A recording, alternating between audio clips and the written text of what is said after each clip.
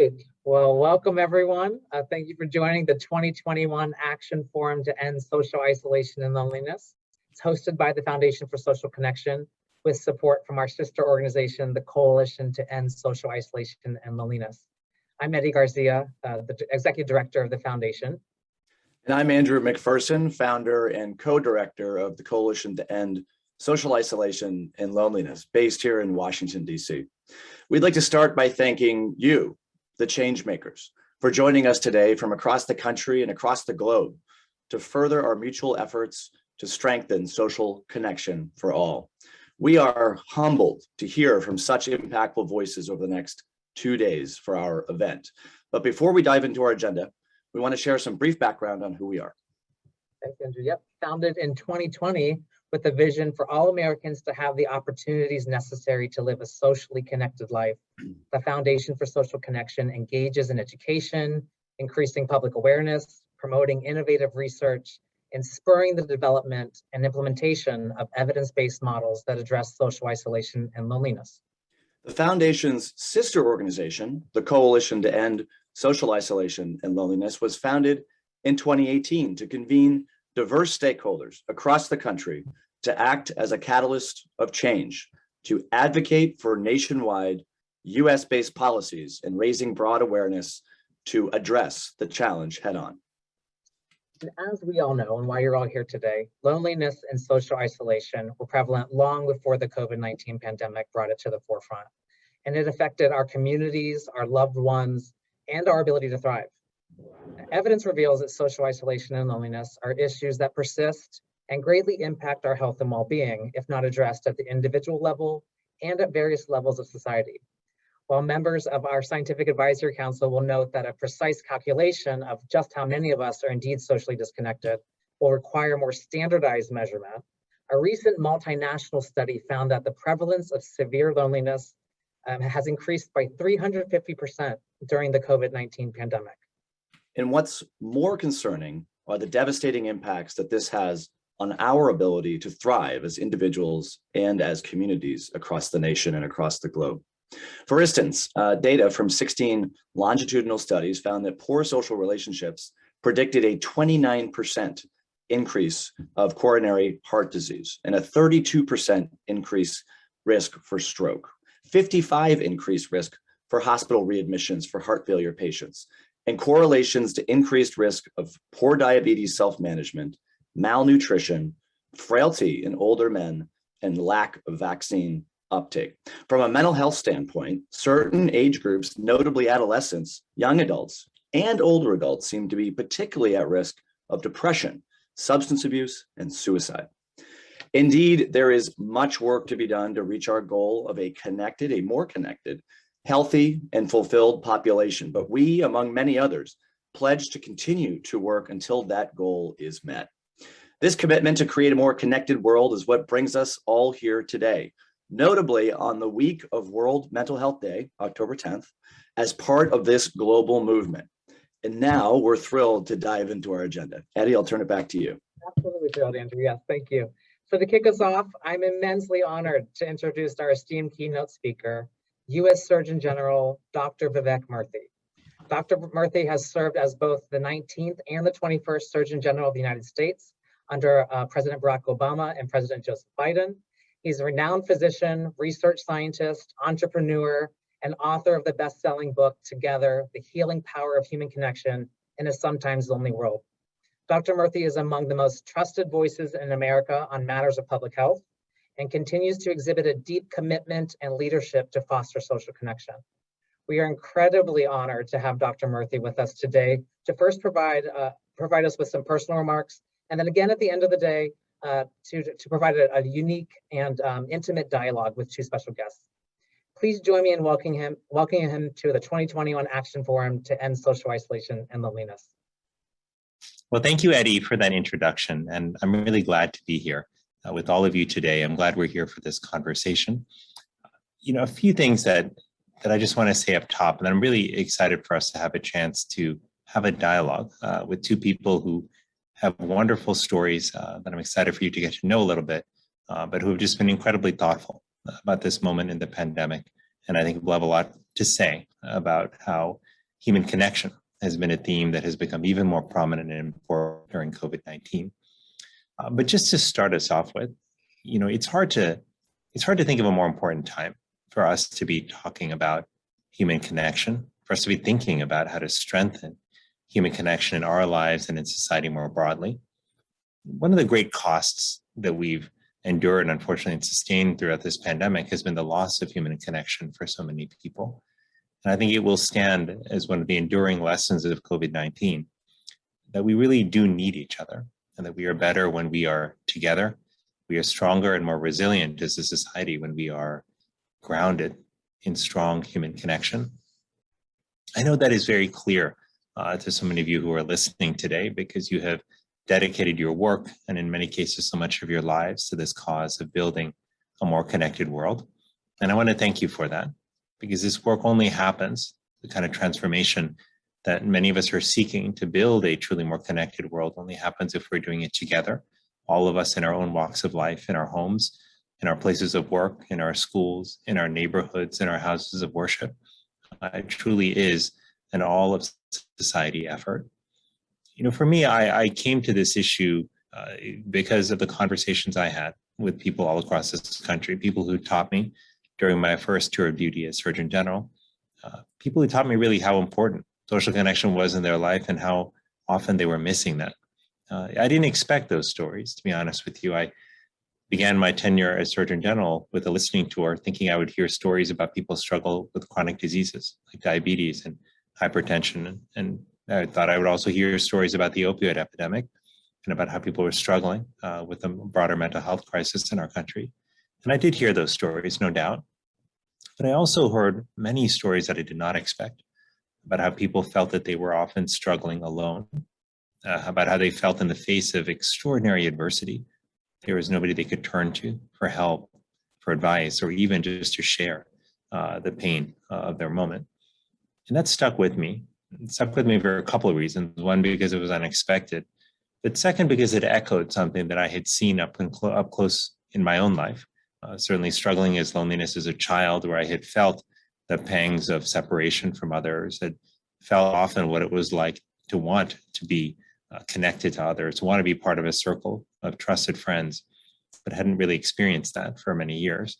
And I also saw this a lot as a doctor, taking care of patients in the hospital, where, as a young intern, just out of medical school, I was trying to keep in my head all of the things that I had been taught about how to make sure I was doing, asking the right questions on a history, how to make sure I was making the right diagnosis, that I was figuring out what the right treatment was for a patient.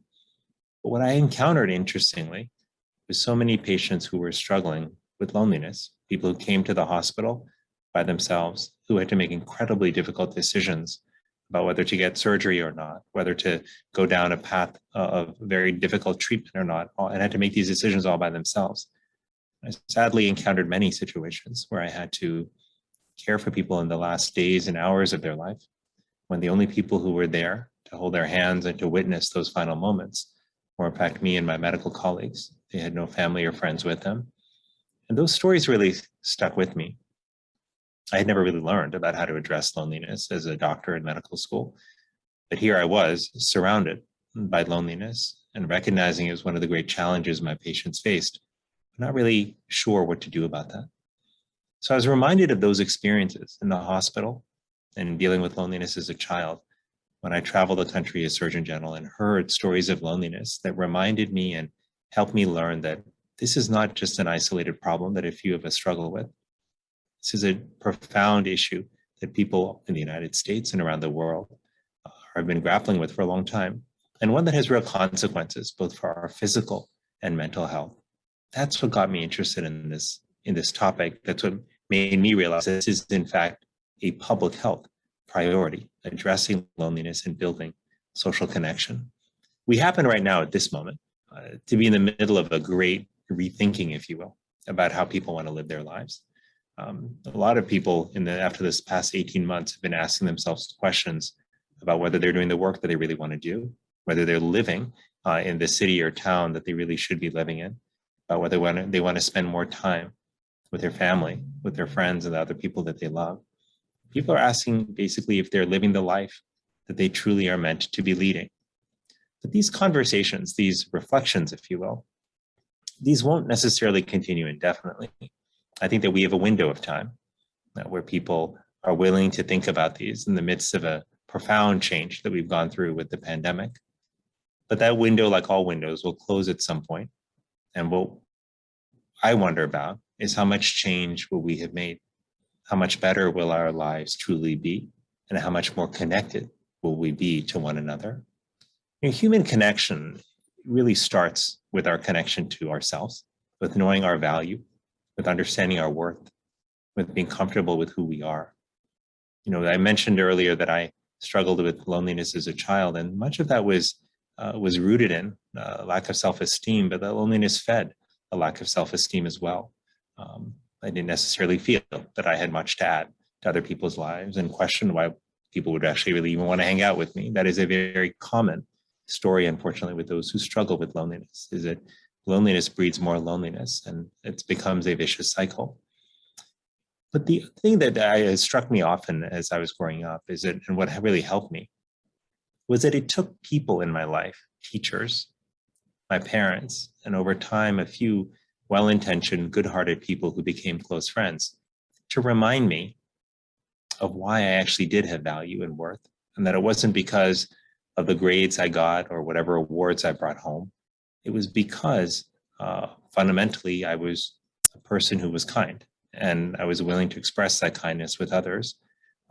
It took me a long time to recognize that that was really my true source of value, and that actually is the true source of value that all of us have as human beings, our intrinsic willingness and ability to give and receive love in its various forms, whether it's kindness or generosity. But as I think about this, it also has made me realize that if we truly want to create a more connected world, the change that we need in society more broadly is not small change, it's big change. It's not incremental change, it's transformative change. Because the challenges we face that make us disconnected, I think, are rooted in a number of places, in the design of our institutions, our workplaces and schools, in our policies, which often don't take into account the impact they have on community and connection. They're also rooted in our culture, a culture which has beautiful elements to it and has supported a thriving set of communities across our nation, but a culture rather in modern society, which often tells us, again, that the pursuit of wealth and fame and power is at the root of success. And that's what defines ultimately our worth as human beings. I don't think that's true. I don't think in our hearts we know that we believe that that's true, yet that is how we often function. And in the pursuit of those ideals, people often become lonelier and lonelier. The world is full of people who are rich, powerful, and who are famous, but who are profoundly alone and unhappy. And by contrast, the world is also full of examples of people who have none of those external attributes, but who are rich in terms of friendships and relationships and are extraordinarily happy and fulfilled. Finally, I'll just say this. For us to really confront the challenge of loneliness, we have to be willing to lead by example. We have to be able to put people first in our own lives, to really look deeply inside and ask ourselves, what changes do we need to make to truly put people first in the decisions we make and where we put our attention, our time, and our energy? I say that as somebody who is going through the process of doing that myself right now. And some days I do well, some days I come up short. But I know that the work itself is important. And it requires us being honest with ourselves, with being vulnerable about how we feel, about what changes we need to make, even if they're really tough. So as we transition into our next segment here, I want to start this just by asking people to take a moment of reflection, to start with a deep breath, just to center ourselves.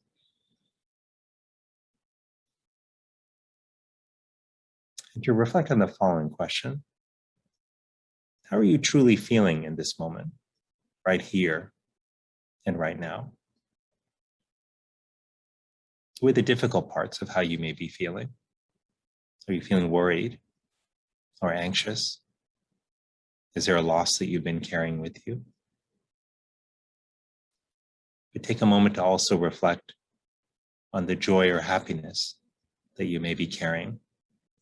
Moments of laughter, moments of connection with people you deeply care about, moments of reflection on what you may have found to be grateful for over the last 18 months during this very difficult pandemic. Well, powerful remarks by Dr. Murthy. And as we mentioned, there'll be much more to come towards the end of our program, where Dr. Murthy will continue his conversation with two special guests. We're so lucky to have his leadership, both nationally and personally, for the Foundation for Social Connection. Before our next segment, we're excited to preview a new documentary film in the making. Produced by Joseph Applebaum and Stu Maddox, All the Lonely People is an upcoming social impact documentary that tells the story of the growing epidemic of chronic loneliness and social isolation experienced by people around the world.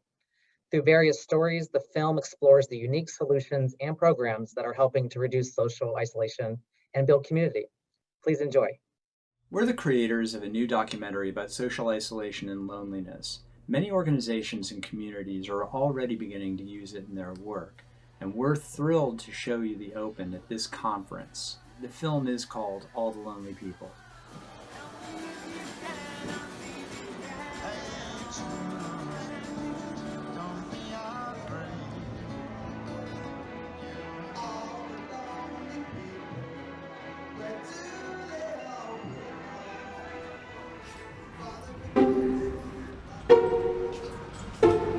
Here we have the Eleanor Rigby statue on our right-hand side.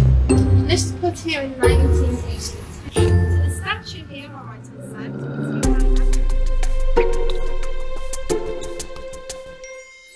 And loneliness isn't just some mildly unpleasant state. Some researchers are now calling it an epidemic. It's affecting our health. Heart disease, diabetes, depression. Researchers say it can be bad for you smoking 15 cigarettes a day. Lonely workers are bad for the economy, and it's even affecting who people vote for. Everybody wants to feel some connection. When the suicide rate spikes, what do you think the cause is? Loneliness.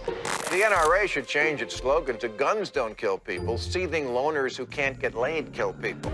People all over are coming up with solutions in their lives and their communities. This week, Britain became the first country to appoint a minister for loneliness.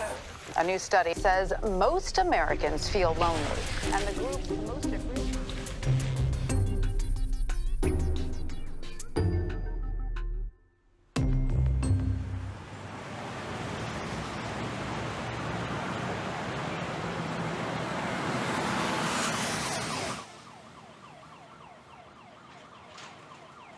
Maria von Trapp said, let's start at the very beginning. Let's think. Well, my name is Tony Westbrook. I'm 59 years old. And everybody who knows me thinks I'm upbeat, outgoing, and how could I feel lonely? We're all actors.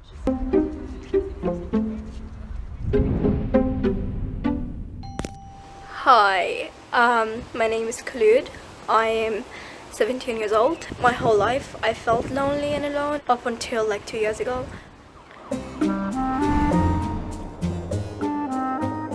It's just the two of us. That's not what we are as people. We aren't just one relationship. Surf on this person's, but we might be able to network with somebody.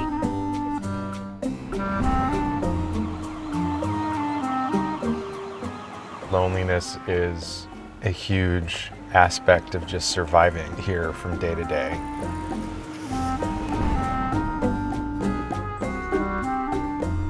Mrs. Hill, you ever feel lonely? Yes, Yeah? very lonely. Yeah. Makes it worse living where we live. Yes.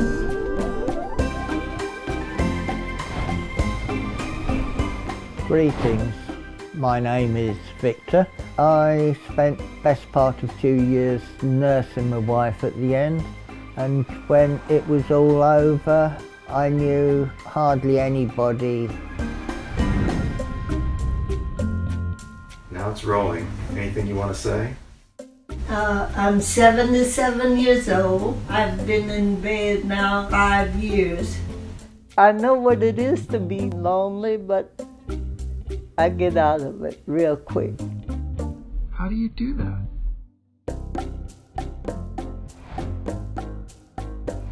I mean, the isolated and lonely are the invisible in this world. Who is speaking up for them? And who is seeing them? That is an equity issue. That is an access issue. That is giving priority to people who are able-bodied and able to access technology and streets and to be able to get out of their house. That is absolutely an equity issue. Makes sense. I don't feel strongly about it at all.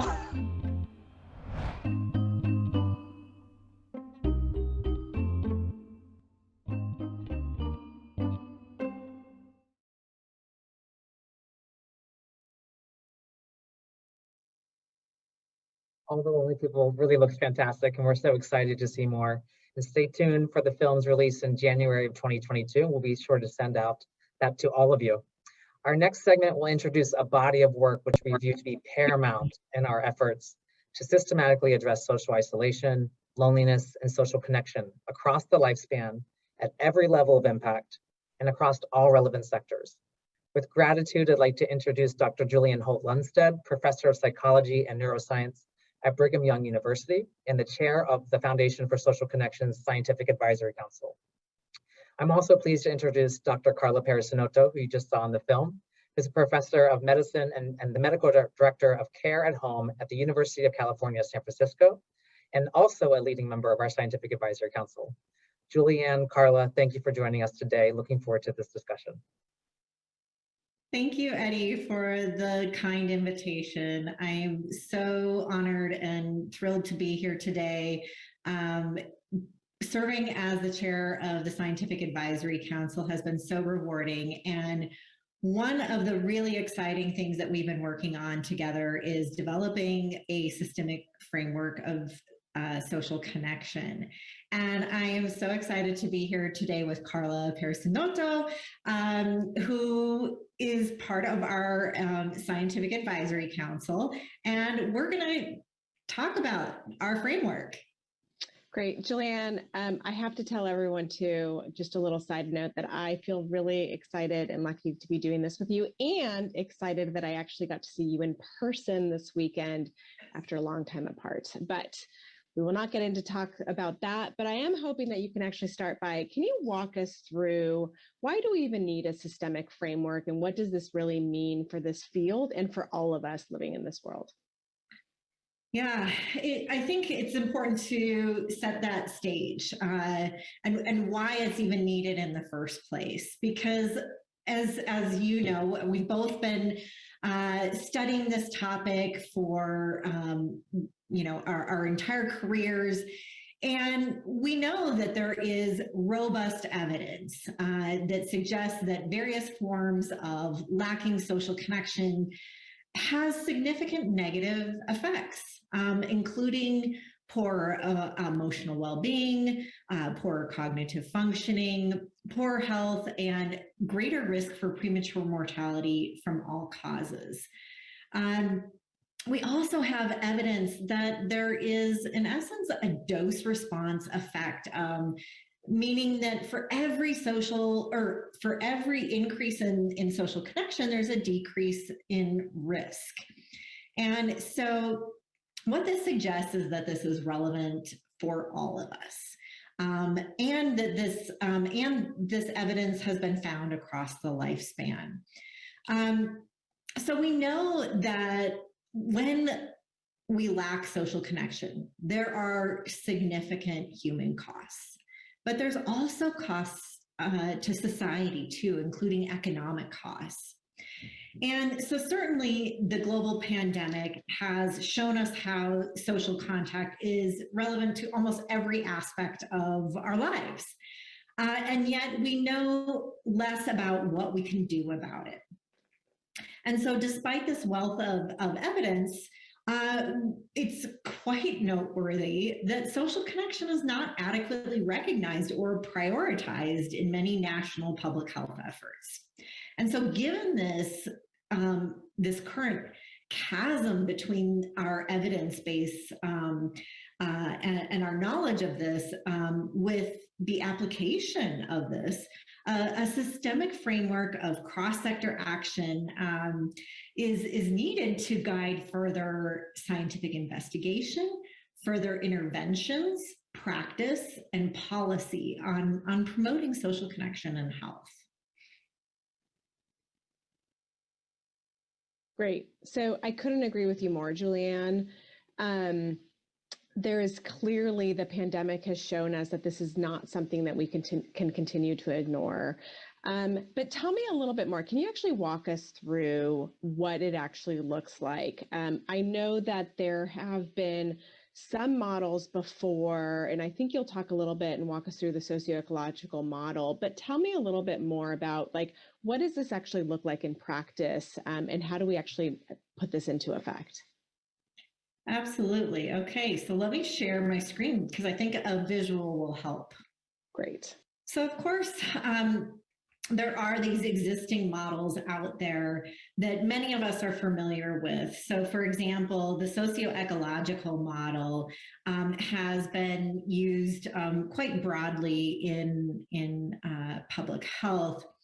And we also know that the World Health Organization has also developed a health and all policy framework, which the CDC has also adopted, which identifies sectors in which can have an impact on health. And so this includes the health sector, transportation, housing, et cetera.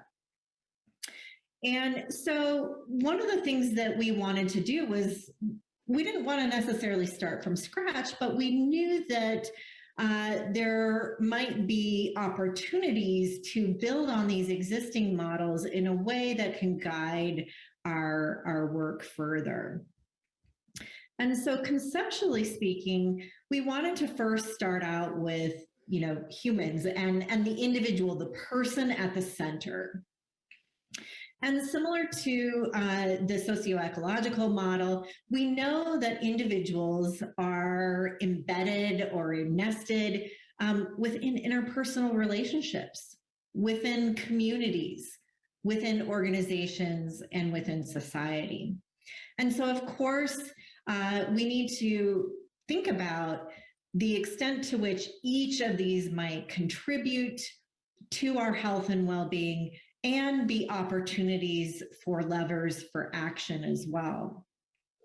And so then, drawing upon the World Health Organization's Health and All Policy framework, we also can recognize that across each of these sectors, there are opportunities for both influence on health and well-being, as well as opportunities for modification and action. But we also recognize that there are some important factors that go beyond these. And that includes the recognition that being socially connected is important across our lifespan, just as almost every aspect of lifestyle that influences health has impacts across the lifespan. And so trying to understand as well as create solutions, we also need to take lifespan approach. We also need to acknowledge the diversity of experiences and have an eye for equity as we consider these issues as well. And embedded across all of this, we need to be thinking about not only what is the evidence, but how do we apply that evidence? And so this really is a way of applying that conceptually. And so really, if you look across these two axes, this axis represents the socio-ecological model and how there are levels of influence at the individual level, the interpersonal level, institutional or organizational level, community level, and societal level. And this sector represents, or this axis represents the different sectors that are included in the Health in All policy model. And so each cell here then represents the intersection between these levels of influence and sectors.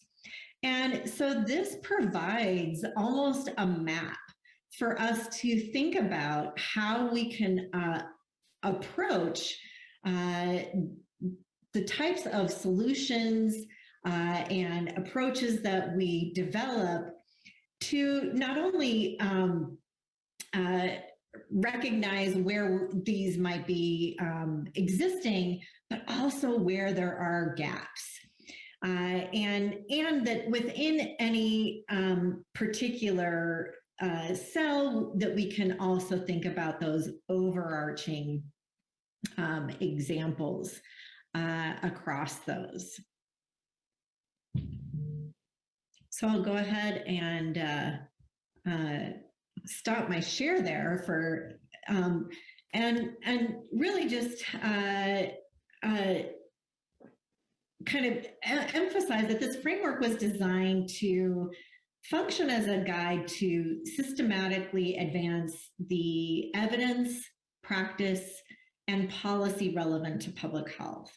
And so the primary strength of this model is that it can help us identify gaps and untapped opportunities so that we can target and accelerate progress in this area.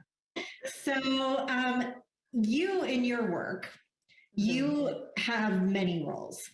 You are a clinician who sees patients, but you also do research and you work with organizations that help implement the evidence. So to kind of bring this to light, I'm wondering if you can, within the health sector, can you walk us through how this framework might be used across levels? Yeah, thanks, Julianne. And I may ask you to pull back up the model in a couple minutes here. But, I think something that's really important about this is that for some of us looking at this, it may seem like common sense. Like, of course, we're going to work in a socio-ecological model, or of course, we're going to work across sectors. But unfortunately, in reality, that's not always the case. I think about my training as an anthropologist and why and how I got to medicine. And really, for me, it was because I recognized that if I'm going to work on the health of an individual, I need to recognize that they are a part of the socio-ecological model. And that was something, and has been something so central to my training and my practice as a clinician, and how I view this, this topic of social connection. So that's so critical. But what happens, I think, in healthcare environments, and that it either is a product of how we're trained or how our organizations are set up. And so as a clinician, I'm often really just focusing on the individual and really what you would call that first box one, which is the individual and health intersecting. But if I forget to include the other levels, then that is an area where I am not actually impacting someone's health to the best of their abilities, or to the best of my abilities. And similarly, when I am talking about social connection, thanks for bringing up the model. If I'm talking about social connection, if I'm only realizing or seeing this at the individual level, I am again missing an opportunity to impact more, to better impact that person's health, and or to expand those benefits to the whole community. So I think the reason why this is helpful is that either as a clinician, as a clinical leader, or as a community member, if I don't do this in a structured and systematic way, I will miss areas. So to give you an example, so you mentioned the lifespan. So I work with older adults, and I worked with adults with serious illness. There is a lifespan approach there. And what that means is that I have to be aware that when I am working with an older adult who is 80 and perhaps with some disabilities, and I don't realize that life trajectory, the solutions I may encounter in those different levels will not be accurate unless I take into account the lifespan approach. So what do I mean? I'm working with an 80-year-old individual, but interpersonally, I need to understand something about what is going on with their interpersonal structure. Are they married? Are they partnered? Have they had losses of spouses? That ultimately will impact their connections. And at an institutional level, it also means that we have to understand how we support that person. When I'm thinking about this person's health also, if I don't recognize that there are potentials for interventions or improvements at the community level, I am also missing an opportunity. And lastly, I think a great point at a societal level, and particularly with the lifespan perspective, we unfortunately still live in a very ageist society, and which is why I think that this column, the society level, is incredibly important, because the ageism really impacts how we view social connection and their importance across all factors. So what happens at an institutional level? So I think one of the things that happens when I look at health, like say box 1-3 at an institutional level, if I'm only looking at what happens within the walls of my hospital or healthcare system, that may be one area of evidence, but I am missing the evidence. Thank you. I'm missing the evidence of, are there other ways to impact health at a community level? So this means that means looking at what is going on in my community. Are there organizations and programs that can support my patients or people in my community? And or are there opportunities to improve the evidence? So this is one of the areas where we know there are so many amazing organizations across our country, but this is probably one of the areas where we need the greatest evidence. So we know these programs exist, but do they know they work? So this helps us to see what is going on and what, where is there evidence? Is there an opportunity for improvement? I will also say that, so that's kind of going across what do you call this? Across the levels this way, horizontally. Yeah, across the socio-ecological model within the sector of health, right? Thank you, Yeah. Exactly. But if I also drop down, if I also think about things in a different level, let's say I'm still sticking at the individual level in that patient-doctor relationship, I also have to think about what are the other things that are affecting my patient's ability to stay socially connected. So transportation, housing, these are things that perhaps as a clinician, I would hope you ask about this, but we haven't unfortunately developed systemic ways of tracking this, but I need to be aware of what are the other sectors that are actually affecting individual patients. So is there public transportation, or does the person drive? Housing, not just in terms of where housing is, but how is it built, which also gets into the built environment in number 6. We know that nutrition is a really interesting thing as it relates to health in individuals, but we also know of emerging programs nationally that are trying to mix nutrition and social connection as a way to impact well-being. So leisure and arts, perhaps something that I may not think about routinely, but there are ways that may be impacting someone's health and well-being individually, but also by inviting connections with other people. This is just a very small introduction and way to think about it, but I think what this helps me do is, when I am either sitting with my clinician hat on and realizing, okay, I'm going to talk about this person's hypertension and blah, blah, blah, but I also want to talk about their connection, and going through these different sectors and parts of the socio-ecological model to really get a comprehensive view, rather than just saying socially connected, yes or no, but looking at it comprehensively. When I then put my hat on as a clinical leader, I have to take an even broader approach and not really just look at the individual, but really how is social connection impacting the health of population. So with that example, for example, I am a first-generation American.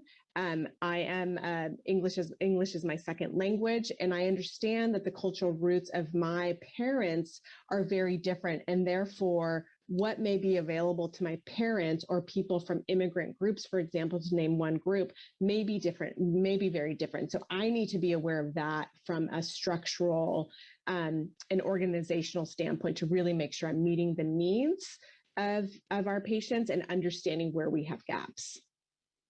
Thank you so much, because I think that really helps really identify not only how this is so relevant to patients and across the health sector, but really illustrates how important that is across these other sectors and how other sectors can interact and partner with other sectors to better understand the issue, as well as to create novel kinds of solutions.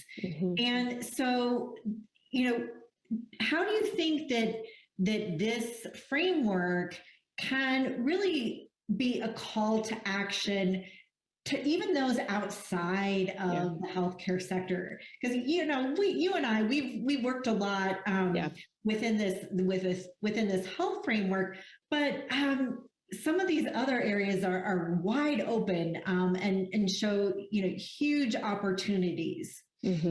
Well, I would say, I think it starts with having us be using a common language. So this allows us to be speaking in the same terminology and making sure, again, that we're aligning with mission, with vision, with the topics. I think some of the sectors are going to be a little bit easier to come up with ideas up front, and some may take a little bit more time, but there's a huge opportunity. I think probably, unfortunately, since the pandemic is still top of mind, work and education are probably, the biggest sectors that I see working along this space. So from an educational perspective, we think about, yes, at the individual level, what is the individual, I would say even, I'm going to make this personal right now, is, what is happening. I have a 14-month-old daughter who just started daycare. I'll call that education, but that's at the individual level. But part of this also then involves and moves into interpersonal relationships. So partly why she's in daycare, she needs socialization. If I didn't, I'm doing this research, it would be wrong for me to think that she doesn't need socialization. And I'm starting from the front, from the beginning, knowing that I can't continue to keep her siloed, that she needs to meet other people. But then a part of that is also, what's the institutional's role? So how does the institution, really, which is maybe who's governing my daycare, view the importance of social connection? And unfortunately right now, how do you keep people safe with COVID, but balance the social connection? So those are all the policies and procedures in terms of what does it mean to still be able to see in person? When can you not be in person? Recognizing that social connection is the overtone. And then the community, sorry, Julian, you were going to say I was just going to jump in and just say, I think your example with your daughter in daycare to my kids who are in high school and now a freshman in college also shows that, again, that lifespan approach and how that can be illustrated across these cells as well. Go on, Carla. No, that's so great. And I think, from the community perspective, like, what is our daycare doing is recognizing we are a community of many different people joining into this daycare, different parents with different professional lives, different cultural and linguistic heritages. Love that my preschool, I was able to tell them, hey, we're trying to raise our daughter bilingually so she can have connections with our family, our Spanish-speaking family in Mexico. And they say, hey, we have a Spanish-speaking teacher. We will, promote that relationship. That is amazing. And then how is that part of that greater society,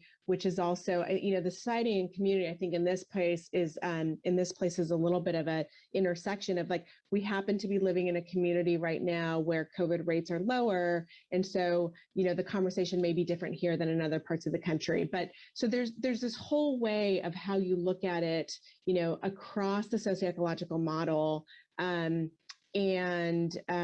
really at the center, keeping, like, how do we make sure that our children are getting educated and maintaining social connections? And I'll stop there. But I think that there's a range. There's a range of ways to look at this that provides some framework for how it works, and then you get into what opportunities are there for growth and improvement. You know, one of the things that I appreciate about what you just said is how this has also become so top of mind during the pandemic, as there seem to be in some ways competing demands in a way of keeping people safe but also connected. And how do we manage that in a way that promotes public health, because that's ultimately our goal, right? And I think that really also illustrates the pandemic, because in an effort to keep people safe, have implemented various practices and policies that are meant to reduce social contact, to reduce the spread of the virus, that we've seen how this has affected every aspect of life. And because of that, the one thing that I think is highlighted is just how relevant social contact is to every sector. And so, you know, these policies and practices across these sectors that we've seen have had an impact on reducing social contact, conversely can have an opportunity to play a role in connecting us more socially. And so this is a huge opportunity for us to really systematically evaluate policy across these sectors. And so I am just really, I guess, to wrap up, thrilled that we have been working together, and I hope to that our Scientific Advisory Council can partner with organizations across these levels and across sectors to really facilitate ways in which we can start filling in these gaps, to start tackling and accelerating the progress across all of these cells. So thank you, Carla, for your wonderful insight into this. And I look forward to many opportunities to collaborate and work together with others as well. Likewise, Julianne, and I think just to echo what you said, I think it's just, you know, this is a reminder of how we can't continue to work in silos, and despite differences, there is such a great opportunity for us to continue to collaborate. And what a wake-up call, unfortunately, with this pandemic, but what an opportunity to have us really, really focus on what matters to all of us. And, you know, without, you know, sounding too like sappy, is, you know, what a great opportunity to work together and collaboratively. So thank you.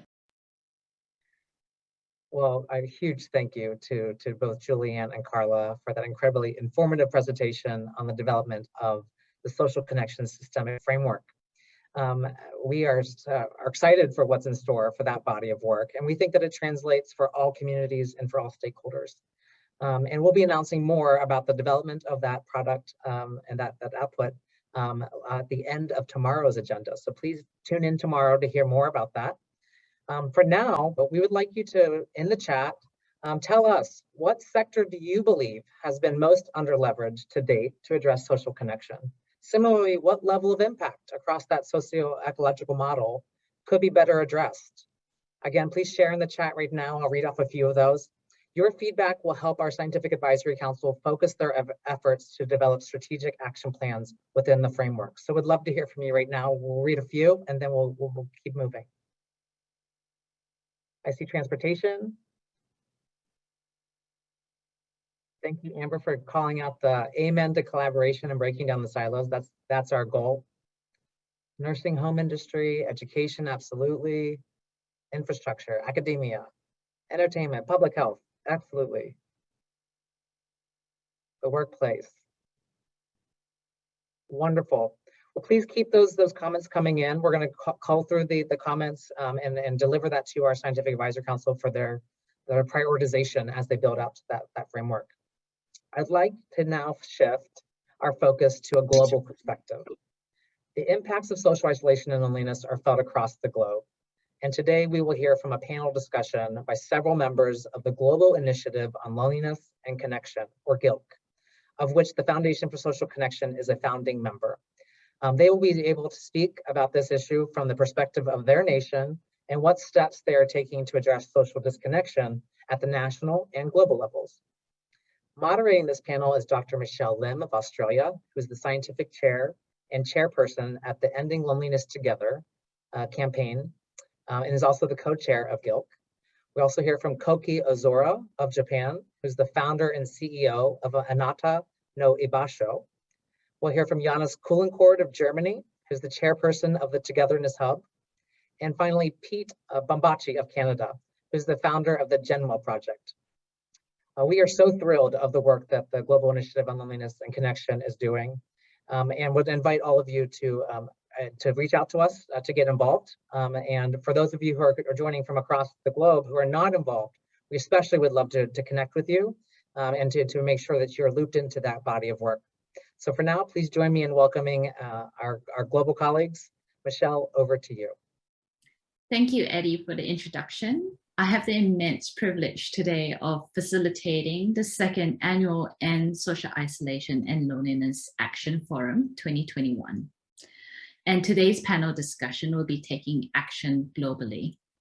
So before I start, my name is Michelle Lim. I am the co-director of the Global Initiative on Loneliness and Connection, and the chairperson and scientific chair of Ending Loneliness Together in Australia.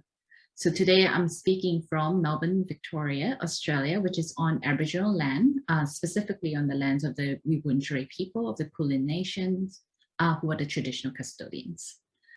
And today I'm joined by the founders of these national organizations who have dedicated their work to combating loneliness in their home country. Specifically, we have Canada, Japan, and Germany, who are all members of the Global Initiative on Loneliness and Connection. So please welcome Pete Bombachi from Canada, Janice Concord from Germany, and Goku Sora from Japan. Welcome to all of you, and I'm really pleased to have you today on this panel discussion. So before we start, I think it would be really lovely for you to provide the audience with a two-minute overview of your home organization. So where it is, who's in it, perhaps some of the 2 or 3 major goals that you have for 2021. Perhaps let's start with Germany. Everyone, my name is Janice Concord, and the small flag in the background probably already gave it away. I'm representing Germany in this conversation, or to be more specifically, I'm representing 2 organizations today, the Togetherness Hub and the Initiative Gemeinsamkeit. For clarification, Gemeinsamkeit is a German word, which actually includes both the word for togetherness and loneliness. Let me start off by expressing how excited I am to be part of this international conversation happening today. So what are these organizations about? The Togetherness Hub, on one hand, represents an international community platform which provides the digital infrastructure to collaborate with organizations and individuals who are either tackling loneliness or working towards more social connectedness in society. We showcase events and research from around the world. We actually have already, since we went live in March this year, already have people from 26 countries connecting with each other via the hub. And we also use it as a working space for the Global Initiative on Loneliness and Connection. And to a certain extent, it already offers today what organizations like the WHO or the European Commission have been emphasizing in their latest reports. We need to tackle loneliness as a community of change makers and not as individuals. And on the other hand, the Initiative Gemeinsamkeit is a fairly new attempt to build a coordinated and collaborative approach in Germany to lift the topic of chronic loneliness on the agenda of decision makers and politicians. We're therefore closely working with ministries, with interest groups, scientists, foundations, and many more to create a movement towards more human and community-centric systems And to be honest, currently it's all about identifying all relevant stakeholders and bringing them to the table. But we're also busy planning an event series and a report. So quite a lot of interesting things happening here in Germany right at the moment. Thank you, Janice. That's really lovely to hear about the energy since the launch of the Togetherness Hub and up to now with the amount of work that you guys have been doing. Can I welcome Pete into this conversation? Beautiful. Thank you, Michelle. Great to be here and great to be a part of this global conversation as part of the GILC. Exciting to have Canada at the table. So I founded the GenWell project back in 2016. It's a consumer-facing, grassroots campaign whose mission is to make the world a happier and healthier place by educating people about the benefits of proactive social connection to their health, their happiness, their longevity, and maybe not for them, but for the people around them as well. We empower Canadians by giving them tips, tools, and ideas. And we also catalyze a couple times a year when we articulate a couple weekends or activate around a couple weekends when we want to give people an excuse and permission to actually reach out and get connected. We are really focused on raising the consumer and the general population consciousness about the importance of human connection to their health, happiness, and longevity. And secondly, getting them to be more intentional about their social connections. Most of us on this call will know about the research that's there. I will say that we are working hard to get policy and working hard to get government officials on board. But we believe in the campaign that I led out of Canada, the focus is really for us to get the consumer level awareness up about how important social connection is. So we are working hard each and every day. We provide information on our social platforms and on our website to help people better understand the issue and then provide the solutions and the reasons that they can activate to get connected.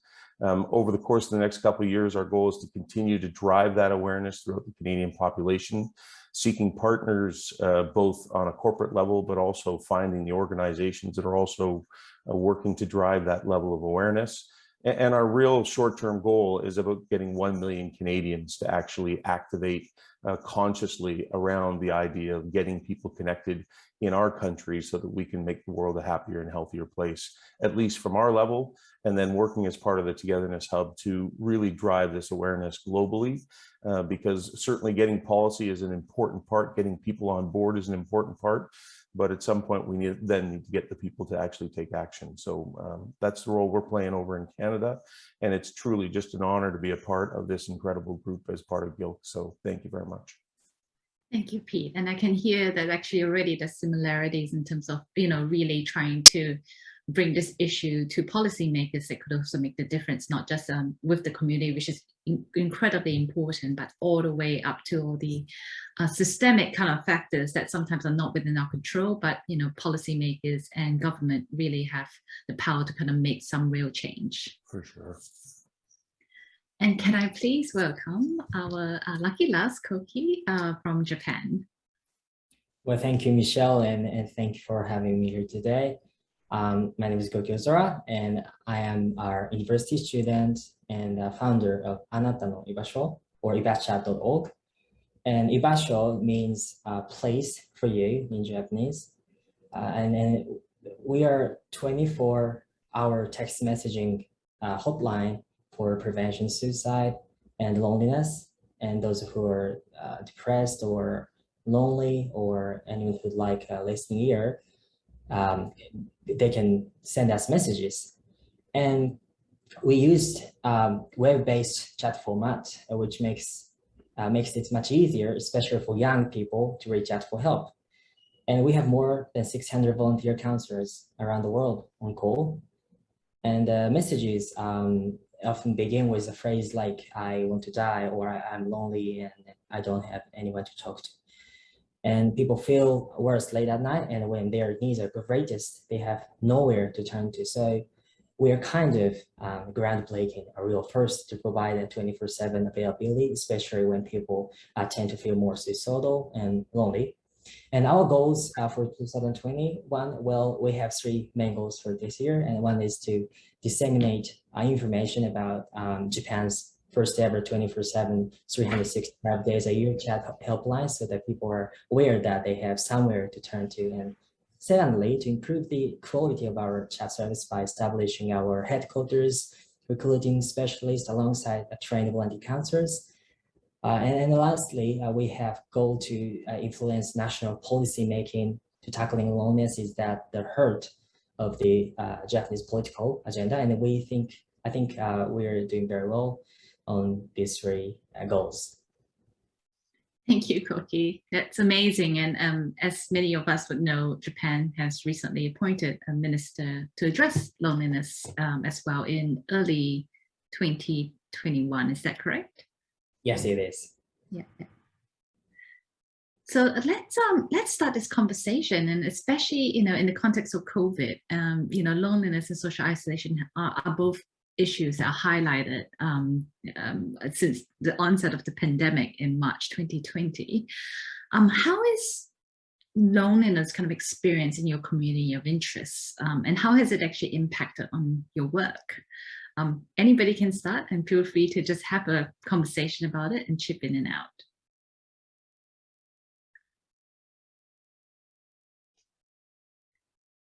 Janice?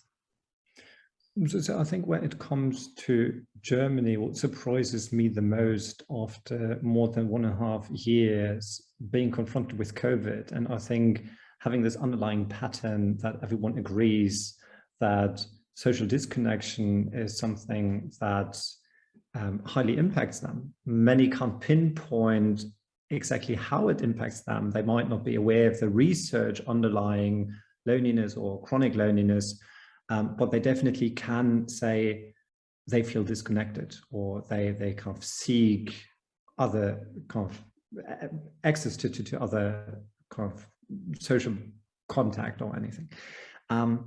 And when we then turn towards the governmental response, and Germany, we're now facing an election year, so quite a lot of those decisions are being postponed after the election, but that doesn't kind of change, of course, the urgency of the matter.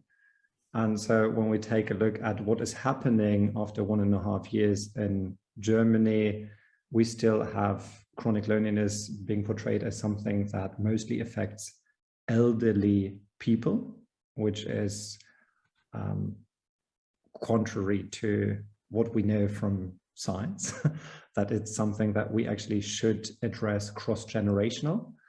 And therefore also the funding opportunities we have available for community organizations, for social projects to address those issues here in Germany are not set up broad enough. And so we constantly kind of see this cry for help coming from the community, coming out of civil society, but there are just not enough structures in place yet.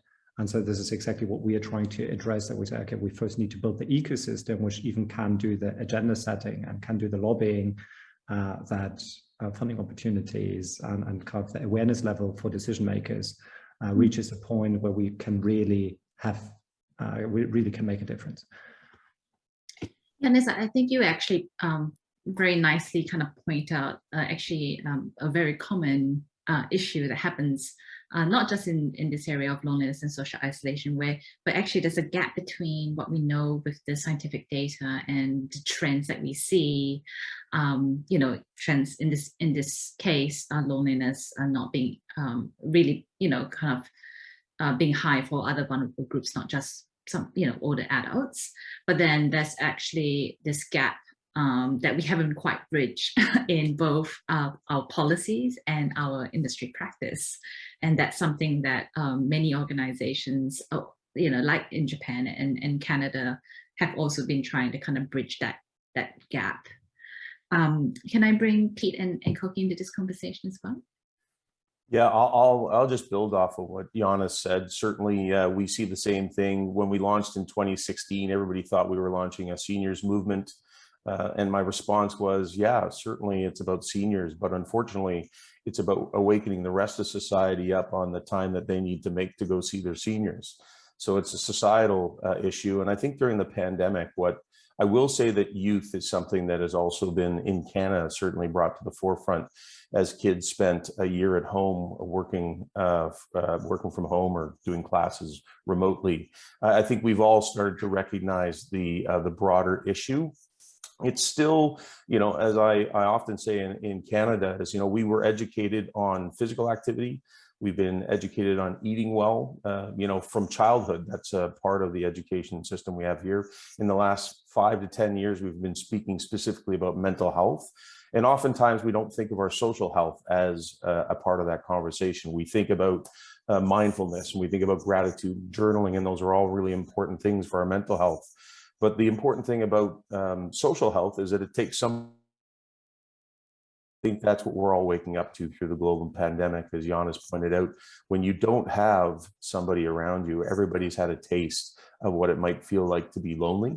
And I think this is, I hate to think of this as being a catalyst for good, the silver lining coming out of the global pandemic.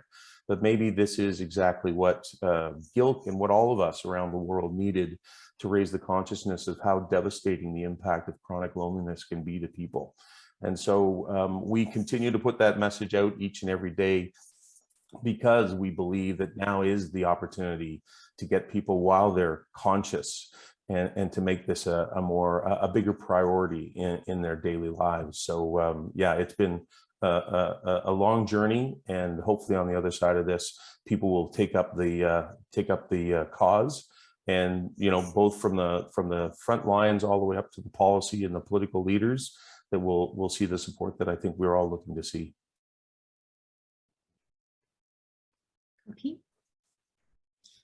Well, in Japan, many people experience loneliness silently, often with sense of shame, and then they blame themselves for what they're going through. And feeling lonely carries such stigma. I mean, a very, very strong stigma in the Japanese society that they find it impossible to admit it to people around them or seek help. And this is why totally anonymous internet web-based helpline is vital to many people, and there's a huge demand. And we provide 24/7, 365 days a year cover. So those who are desperate not to be noticed by anyone in their family feel able to contact us. So that's what's happening during the pandemic in Japan. Okay, just out of curiosity and perhaps for some of our viewers here today, do you think that COVID has increased the shame or of loneliness, or has it helped made feeling lonely less shameful for the Japanese people? Well, it's like a traditional thing, to handle with their own problem without help of others. It's seen as a virtue, and in Japan. So I mean, it's not changing, compared to the before the pandemic, and then during the pandemic. I think people who have someone who they can turn to or speak to, like, well, people who have friends or people who have family members who lives near them. I think they could access to them before the pandemic, but now in the pandemic, it is very, very difficult for them to contact them. They lost someone who they can trust very much during the pandemic, and the people who didn't have the people who they can trust very much before the pandemic, they also, of course, cannot access to the people who they can trust very much, or who they can talk anything that they want when they need to. So it's very tough time for Japan. And in fact, the number of the suicide by children is the worst. It's the highest number since statistics started in 90s and 1970s. So it's very tough time for us. That's a fantastic point, actually, perhaps, and it's quite perhaps different in some other countries, because as you mentioned, I think there's a layer of culture here that actually may indeed compound loneliness because there's increased social isolation from normal supports. Whereas what Pete was saying actually before was the opposite, which is that in Canada, a lot of people may not have known that, you know, the pain of loneliness, and all of a sudden they do know the pain of loneliness because of this increased social isolation. And perhaps definitely in Australia, there's more empathy around, oh, this is how it feels like to be to be lonely or not to have many people. But you know, you speak of a very important cultural difference that it's not generally thought of. So Pete, is that the experience as well? And Janice, is the experience in your country around that? What I was going to say just about Canada is that I think actually part of this is the fact that most people didn't understand loneliness and couldn't articulate it. So to your point, whereas to your point, there's cultural roots in Japan about loneliness. In Canada, I think we've gone through it, we've experienced it, but we wouldn't have articulated it as loneliness, and we wouldn't have sought the solutions that I think are coming to the forefront today. So I think that's what's changing. You know, now to your question to Koki as well, as I think in Canada, unlike going through a divorce or job loss or some other personal challenge which might result in people feeling lonely, the pandemic has allowed us all to have these conversations more openly, because the person living beside you, your former colleague, your kids, everybody's going through this right now. And I think it's been really powerful that everybody has the, and I'll use the word confidence, to actually say, yeah, I've struggled through this pandemic. And I think that's what's creating, you know, a greater awareness and consciousness that'll, again, allow us to carry this message forward and say, hey, now we need to do something, because this was happening long before the global pandemic. Well, I think we've been able to observe the same in Germany. So instead of pinpointing it towards loneliness, I think the question is kind of the perspective: is it considered a cause for certain problems, or is it considered a symptom? And I think in Germany, along the way, it's usually rather been considered a symptom. So, for example, if you're in the middle of a bereavement process and you lost someone close to you, then the people might have retreated from others, and loneliness has been kind of considered a side effect from this bereavement process, someone being taken from you. But I think from what we can draw from science is that quite often loneliness can also be the trigger to all sorts of negative consequences. So health implications, mental health issues. So the correlation between kind of someone experiencing loneliness and creating this downward spiral, the likelihood of that person then for example, experiencing depression. And so I think now slowly but steadily the conversation is turning towards maybe we systematically need to address loneliness in our society to kind of find solutions for some other issues we are tackling, not in a coordinated way. But if we tackle loneliness, all those problems might at least have quite might decelerate. Yeah, and Janice, I think you've kind of made a really good point, and again, very consistent with research, is that loneliness is actually an antecedent to many other kind of more problems down the line. But more generally, we tend to tackle it as a symptom of something or a more serious issue, when in fact there's a lot of research now that says that loneliness itself is independent, determinant of health, but targeting loneliness as a preventative approach could actually yield to better outcomes. But we tend to kind of go with the sticky end of things and try to deal with them when someone's really feeling very, very bad. There are 2 points of intervention, of course. One is that you do the preventative approach, and the other, as a psychologist, I would know very well, is that we tend to deal with it when someone is unwell. Both have merits in terms of actually being able, for example, to target loneliness at the severe end is that you are able to actually facilitate recovery. But on the preventative end, actually, we will prevent future mental health and physical health problems. So we need to kind of think about where that point of intervention is and also what's the context of the person. So really great point.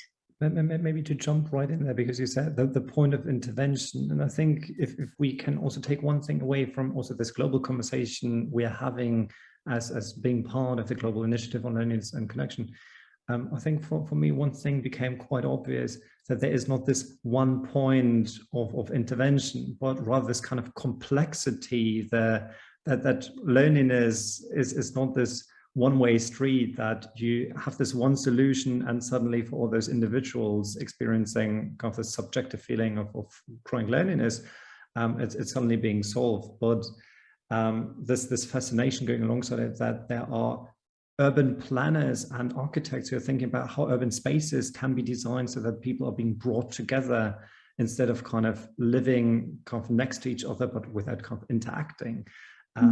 How we can change public transportation, how we approach unemployment and kind of trainings happening in that space. So there are so many different kind of factors we can influence and we should influence, but I think currently we still need to even raise the awareness and kind of educate decision makers how much impact they actually can have in that space. And that it's not just about, for example, the most prominent solution we have in Germany is to have apartment complexes which are housing equally elderly people and young people. And this is a little bit more or less the kind of simple solution of the German government to solve loneliness. And we say this is not enough. Yeah. So as you mentioned, like loneliness is quite a complex issue. It's very subjective. Just because one thing works for you doesn't mean it will work for me. So we do need to have a variety of interventions and points of interventions, whether it's coming from the person, the community, health services, or policy changes to the way we live, work, and play. Those things are all really important.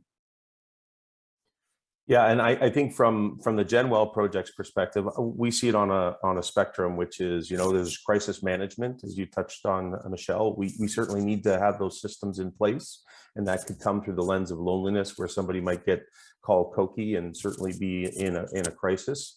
Could happen through our medical system, and that's, and could happen through the lens of mental health, or it could be heart attack, or all the other issues that can arise from chronic loneliness. We've got social prescribing, which I'll move upstream a little bit, where this is about helping people as soon as they may not identify as loneliness, but we're doing the check-in and we're trying to help them recognize where isolation and loneliness may be contributing to their visit to the doctor, which I think is wonderful, and then connecting them to the resources that will see them get back up on their feet and be more positive. And then I look at the role that we're trying to play at GenWell, which is really the prevention focus, which is, hey, if there's a percentage of the population that is at the doctor or in crisis, there's a large percentage of the population who we don't want to go there. And I know you touched on it earlier, Michelle. If we can educate the 60–70% of the population that today isn't feeling any sense of that, or maybe even more importantly, recognizing the role that they can play in making those other people, helping those other people. We, one of the things I often refer to is we have to stop waiting until people are sick before we try to help them.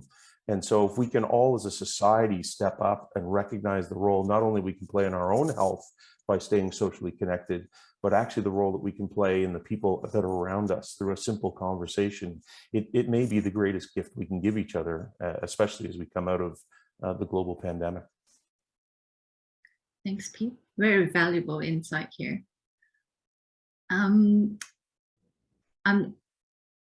Let's go on with the global initiative, because I think that we've kind of talked about a lot of what we've done in our internal countries, from the preventative approach to kind of the more acute kind of intervention. Just kind of going back to why we came together in the first place, what do you think the potential impact of the global initiative on loneliness and connection is? with the collaboration of these 8 countries.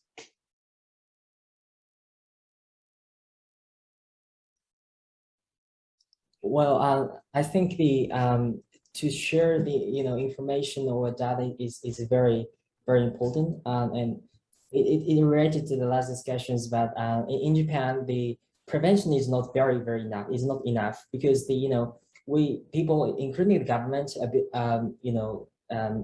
they're very good at to making policy for intervention, but as a result of those activities, we've got more than 130,000 messages in the past 18 months, just in 18 months. And, it's too much for the intervention organizations like us. We cannot handle all, chats or all helps, because the government or many organizations, companies asking the people who are lonely or who have suicidal thoughts, going to the hotlines like us, or we have enough intervention, but we don't have any perspective of the prevention. So, and when we gonna frame a policy and prevention, loneliness, or social isolation, we need to find the trigger, life event triggers or the social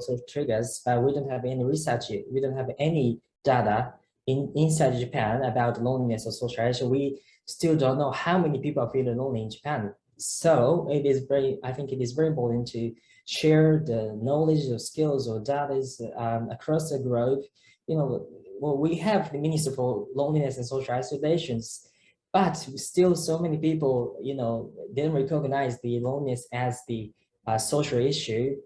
And many people believe that loneliness and social isolation is a personal issue. It's seen as a personal issue, but it's not. So we would like to share the, knowledge and information skills. I think it is very important. Yeah, that's really well said, Koki, and not just with our countries here participating today, but other countries have done huge awareness campaigns like the UK. That exchange of information about how we can actually do these increase of community awareness before we get to that kind of crisis point, so that it can alleviate the burden on a lot of the organizations who are trying to carry the weight of loneliness and social isolation when it actually gets to that crisis point. And to build up on what Koki just said, I couldn't agree more on this kind of knowledge transfer aspect being the potential of the global initiative on loneliness and connection, specifically keeping kind of redundancy and efficiency in mind. So I think the GILC can really help to avoid redundancy globally and to increase efficiency of programs, of governments, of different organizations trying to tackle loneliness, because it's kind of this multi-layered approach. I really like this kind of saying, think global, act local. So I think we all agree that the most promising loneliness prevention and intervention schemes are kind of embedded in the local environment. So kind of public transport, neighborhood development, access to shared spaces, and so on and so on. But so I think from what Koki also just pointed out, there are hundreds of thousands of brilliant projects and ideas happening on the local level, which are never kind of coming out of this local level. They're never reaching this international conversation or kind of even the national conversation. And so I think the potential I see behind the global initiative is that we can really bring those ideas to the forefront and make them transparent, and so kind of upload ideas from the local level to the national level, from the national level to the international level, then evaluate those ideas and then download them back to the kind of national and local perspective to maximize impact, but also not to kind of waste resources, and kind of similar projects being developed all across the globe with kind of same conceptualization costs, which are basically targeting the same mechanisms without even sharing knowledge in the process. And so this is what I'm really excited about. And I think this is what we already can see happening from the conversations we're having and kind of the collaborations coming out of it. And I don't think there's anything else to build on in regards to shared learning. And we just did our Canadian Social Connection Survey, which I'll send over to Koki. But I think actually the final point I'll say is this GILC has given me hope. And it's given me hope because I've connected with people, and Janice was the first person that I connected through the hub on, and to find other people that are as passionate and doing incredible work around the world. And, you know, we just got to meet Koki in the last few weeks, and to see the passion that he brings to his work in Japan, and to know that we do the same thing in every other space around the world. It gives me hope that together we will find the way to make the world a happier and healthier place, one face-to-face conversation at a time, because we need it more than ever coming out of the global pandemic. So yeah, I think there's so much good, and it's just great to be a part of this. It's always your spirit, Tate, is just amazing. Like having you're part of this conversation. Always love it. One thing came to my mind when you also pointed out kind of all those different stakeholders now moving together in this conversation, and of course we all also then kind of a couple of months ago, like encountering kind of for the first time in conversations, what we're seeing currently happening globally. So the WHO is currently funding efforts to evaluate loneliness interventions. The European Commission does something similar. National governments are funding similar projects. And so I think what we can observe quite often happening there is that those different programs are, to a certain extent, at least at the current moment in time, detached from each other. So that you could even say silos are currently existing. And I think the wonderful thing in having representatives from different nations also being then embedded in different organizations, being in touch with, for example, the European Commission, OECD, WHO, that we can observe those silos and actively tackle them and invite people to a broader conversation, and really kind of build bridges between those kind of fragmented approaches. And so I think it's really unique what we're currently building up here. Thank you, Janice, Pete, and Koki for your valuable comments. Do you have any last comments before we tie this wonderful and really interesting panel discussion?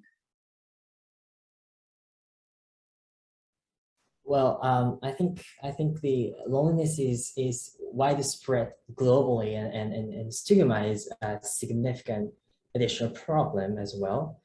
And I think concerted political action is vital to ensure this is dealt with systemically at government and societal level, I guess. And as Peter said, until I joined the conference or meeting them, I felt like lonely. We are only organization who tackling loneliness in Japan, and who are doing such activities in Japan. But we have so many friends or membership who fighting against loneliness or social isolation. So it is very much for me. And I think the Japanese government, also the UK governments, they also didn't have any partnership across the globe. So I think for the organization or the central government level, it is very important to share and the knowledge and skills or data or maybe the friendship and across the globe to tackling loneliness and social isolation.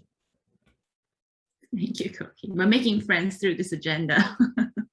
Yeah, and I'll just build on Koki's comments. It's so great to be a part of this team, and I think as we've talked about in some of our GILC meetings, is this is how we're going to ramp up the credibility of this issue and the movement that we're trying to create, is by coming together and demonstrating that there are leaders in every country around this world that are doing something. From grassroots up to, policy. We need to demonstrate that if we're not doing it in our country, but everybody else is, let's all wake up and recognize that this isn't a Canadian issue, a German issue, a British issue, a Japanese issue, or an Aussie issue. This is an everybody issue, and we'll tackle it much better by taking those best practices and sharing the research and the learning everywhere we go. So I think this is literally the start of amazing things to come. And as I say, you know, it's just so great to be a part of the conversation. Thank you, Pete, for addressing it as a wake-up call, because I couldn't agree more with this element of waking up. It seems like even though 1.5 years being into the pandemic, kind of decision makers, politicians, they are still waking up, being confronted with kind of the research, which is not around since COVID. It's around for I don't know, 2 decades at least, kind of when you delve into kind of the early pieces. And I believe as a global community, as nations, and also on individual level, we kind of need to ask ourselves, which narratives do we choose to follow? How big of a problem do we consider loneliness to be, or social disconnection to be? Because, I mean, to be honest, all around the world, we're facing polarization and kind of a divide in societies, which seems almost unprecedented.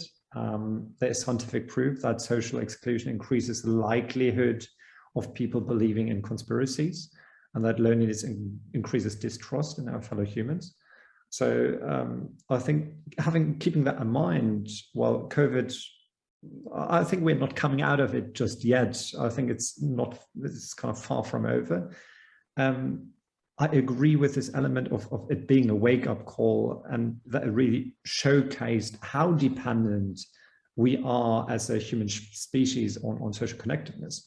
And so just emphasizing what Koki, what you also, Pete, and you, Michelle, you're equally underlying. Let's make social connectedness and our social health a major political objective. Let's make it a priority. Let's not sideline it, but let's really make it a core element to consider for urban planning, for healthcare, for workplace programs, education. There is so much we can do, so much policymakers, decision makers can do.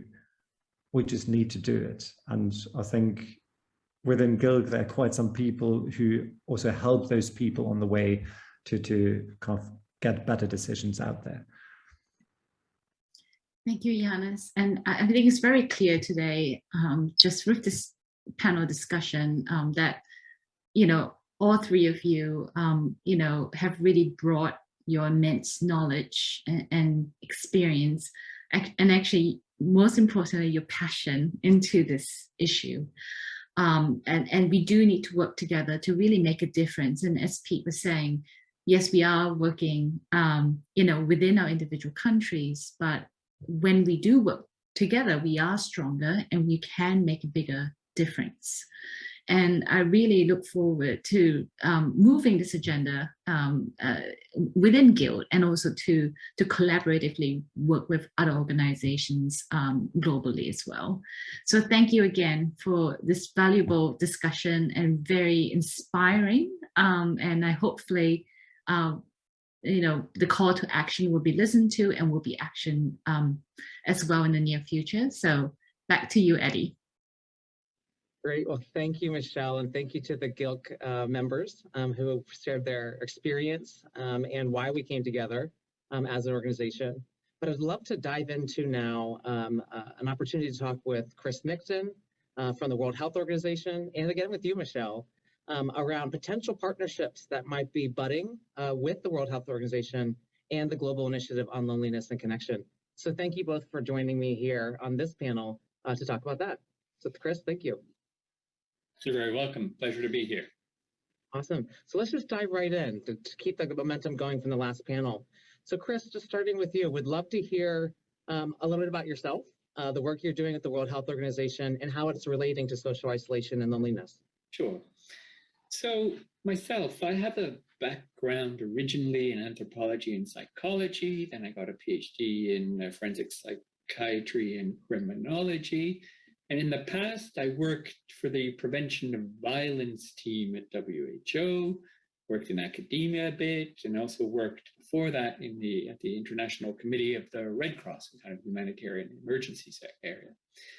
Currently, I'm working for the Demographic Change and Healthy Aging Unit at WHO, and this is part of the broader Department of Social Determinants of Health in WHO. And within the Demographic Change and Healthy Aging Unit, I'm responsible for elder abuse. I'm responsible more broadly for research, data, and innovation. I was very much involved in ageism. We produced recently a global report on ageism, which I co-wrote. And I'm also responsible for social isolation and loneliness among older people. And, you know, social connection is really at the heart of the idea of social determinants of health. And we're just starting a program of work in this area. We started a few months ago, and I can say more about it afterwards, I suppose. So that's a little bit about me and my work. Fascinating background, Chris, and it sounds like you bring a lot to the table for this body of work. So excited to dive into that over time with you. Michelle, same for you. Give us a little background on yourself. I don't think we got to dive into that in the last panel enough. Would love to know how what is your expertise and how you got involved in social isolation and loneliness. So at the moment, I'm the inaugural chair and scientific chair of Ending Loneliness Together. My background is actually, I'm a clinical psychologist of 17 years, but also an academic researcher in loneliness, mainly in the area of mental health and in young people. But I also founded Ending Loneliness Together, which is actually a national not-for-profit organization here in Australia that addresses the emerging problems of chronic loneliness over here, and focus on people living in Australia. And the general mission is to halve chronic loneliness by 2030. And since the formalization of Ending Loneliness Together, it's actually gained over 30 organizational members across the nation, but also received support from the Federal Parliamentary Friends of Ending Loneliness, which is co-chaired by Dr. Fiona Martin and Mr. Andrew Giles. That's amazing. And as you know, Ending Loneliness Together also supports the global, the Guild. And, you know, together with you, Eddie, I really have got the privilege at the moment to be the inaugural co-director, and really enjoying that partnership and the work. And really, for for people who don't know, the Guild really started because we just really wanted to share resources and knowledge and partner up, and then to really kind of leverage each other's skills to understand and to really lead the way with the most effective response. Yeah, I completely agree, Michelle. And Chris, I hope you're seeing too in our emerging partnership, there's so many angles and so many sectors and so many various backgrounds and expertise that can be leveraged and brought to the table to foster greater social connection across the globe.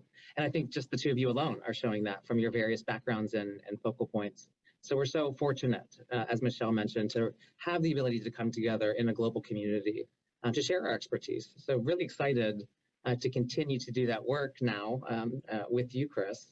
So Chris, we would love to know, how is WHO approaching social isolation and loneliness today?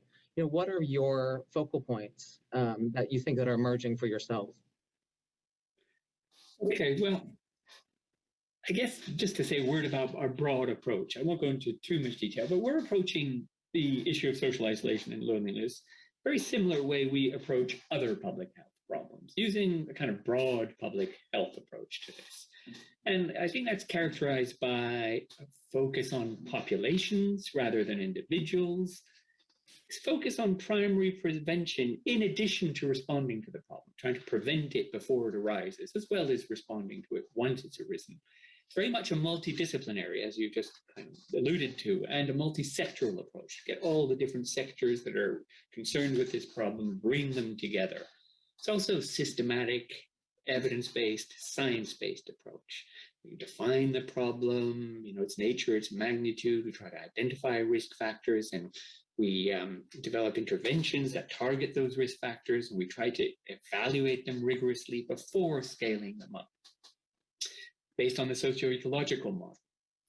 Key tenet of which is that social isolation, rather than being the outcome of a single factor, is the outcome of a multiplicity of factors at the individual level, relationship level, community level, etc.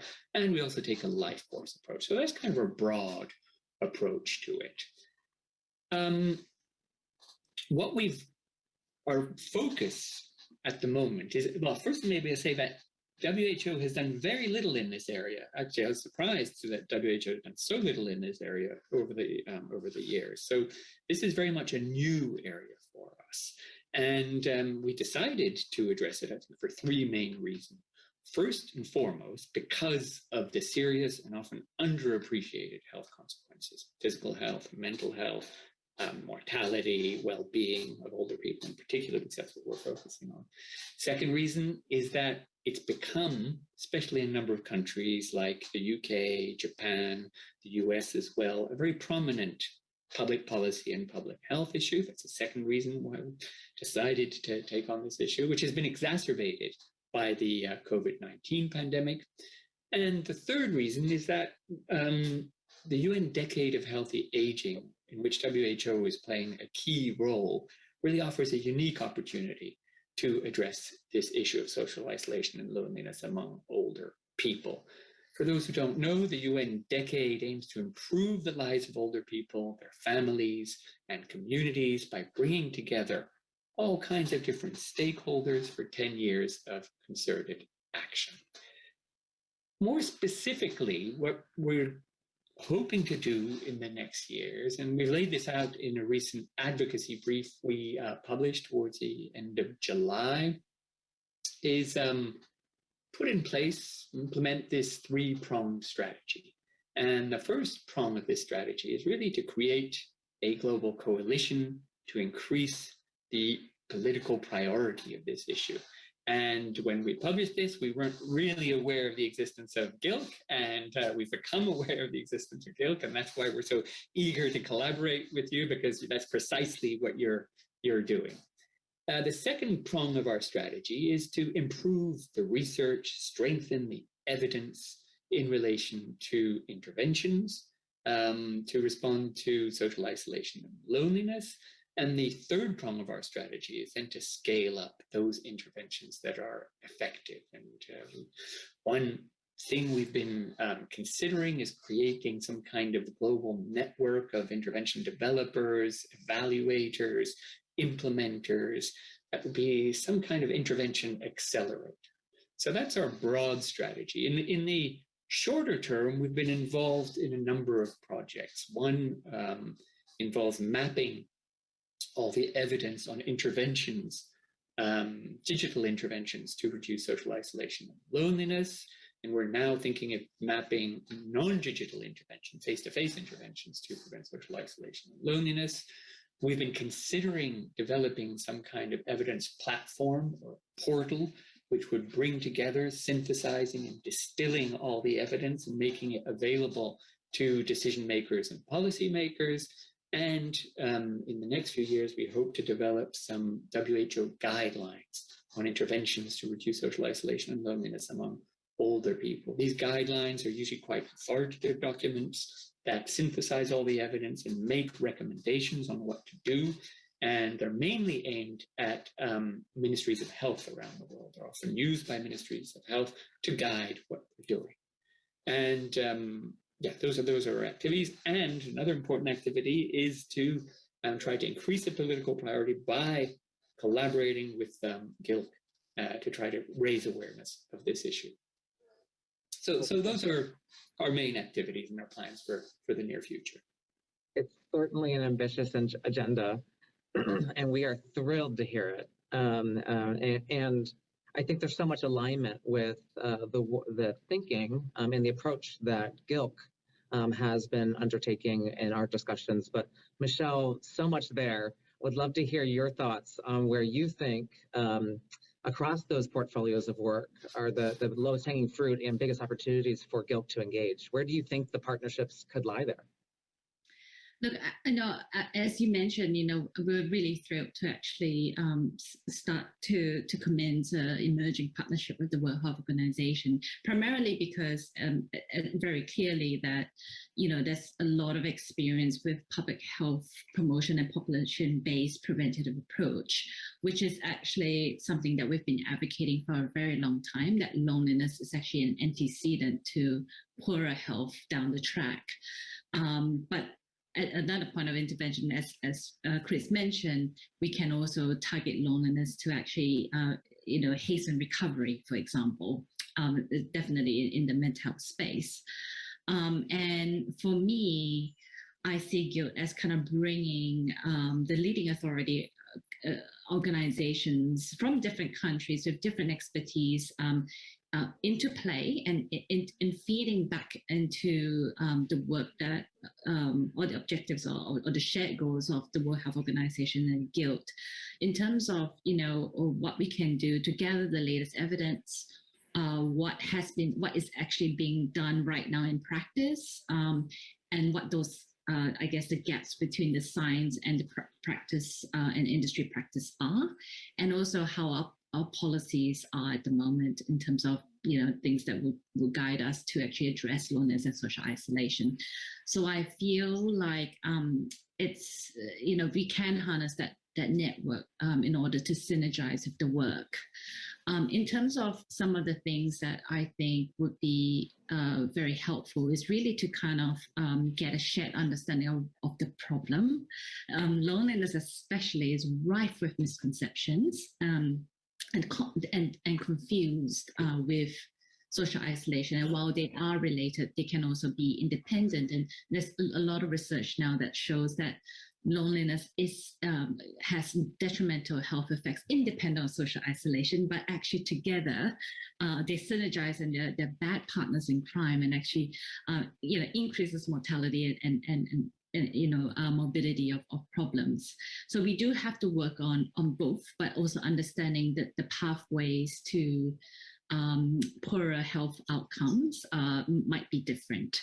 And for us to tackle both and understand the pathways to chronic loneliness and social isolation might be a little bit different. Increasing our understanding, our shared understanding of what those constructs are. And the other thing, just on the side note, and perhaps Chris might like to add, is this increasing global awareness. I think, with the interest of the World Health Organization, I think that it would accelerate this level of awareness that we have, I guess, especially within the negative effects of loneliness. Most people are largely unaware of its ill effects despite the evidence. And there's also stigma around this issue. And as the last panel talked about, the stigma and how that could be as well, that there are different cultural lens around stigma and how people see loneliness. The fact that we are not raising awareness and we're not talking about it, those things maintain loneliness. And I think just starting the conversation and the global awareness and setting up basic guidelines, all those things are just the little steps that we can take, low-hanging fruit, to actually get the shared understanding, actually start to make these kind of evidence-based recommendations or guidelines around these issues. Absolutely agree, Michelle. And I think from my perspective, as the other co-chair of GILC, I think there's a real opportunity, and Chris touched on this in his remarks as well. I think there's a real opportunity for us to take a little bit of a step back from our day-to-day work for all of us who are working in social isolation and loneliness, and really start to assess a comprehensive approach for addressing this at national, global, local, state, all levels of interaction and impact, and really start to make an assessment of where we have gaps, where there are opportunities, and for that sort of strategy and best practice sharing in a more coordinated and a systemic approach. I think doing that together, I think, could have a tremendous impact and guide national efforts across the globe. So we're so excited to do that with you, Chris. Chris, would love to hear from you on where you think the best opportunities for partnership, and you've already alluded and mentioned, but the best opportunities for partnership with GILC are. Yeah, well, first of all, I want to say about just a few words about the importance of partnerships for WHO. WHO really would do very little without entering into partnerships and collaborating with other organizations. I mean, just for example, at the moment at WHO, I'm the only person at headquarters dealing with this topic. We have some projects with other partners, but this isn't unusual. Often we have a small number of people working on an issue, and we manage to advance the issue through partnerships and collaborations with all kinds of different entities. We have, for example, collaborating centers that help us with research around the world. I was working in violence prevention before. We used to run something called the Violence Prevention Alliance, lots of different organizations in that. We also run something called the United Nations Road Safety Collaboration, which is another partnership. So partnerships are really key to what we're doing. And we see GILC as the key partner in this area in the future. I see really a coincidence of interest. I just outlined what our strategy is, and I went to look at your mission statement and your goals, and they're not exactly identical, but they overlap to a very large extent. So I think, just this coincidence of interest and coincidence of goals means that you are kind of a natural partner for us to collaborate with. And what we aim to do, I kind of outlined it in the strategy. And I think what you were saying before about stepping back and trying to identify gaps and also identify the various actors in this field and try to coordinate their activities in some kind of coherent way with a medium and long-term strategy is critically important. So not everybody is going off doing different things or doing the same things and duplicating efforts, etc. I think this is really important. And also to have a kind of coherent approach we're all adopting, some kind of framework we're all committed to in addressing social isolation and loneliness. And I guess also sharing some kind of underlying philosophy that it should be science-based and evidence-based. So those are, I think, some of the things we have in common and some of the goals I think we're both trying to achieve. Absolutely, couldn't agree more. Michelle, any thoughts from you on why it's important for us to be partnering with the WHO? What is that going to do for us?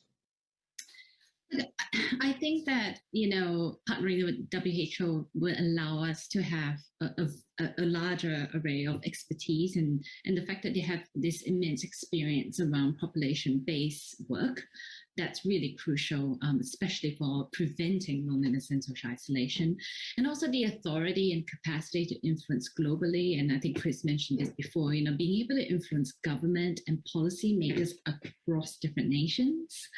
And I'm also very mindful that, GILC at the moment, made up of very kind of developed countries and nations, but, we should also be thinking about the impact of our work on low and middle income countries.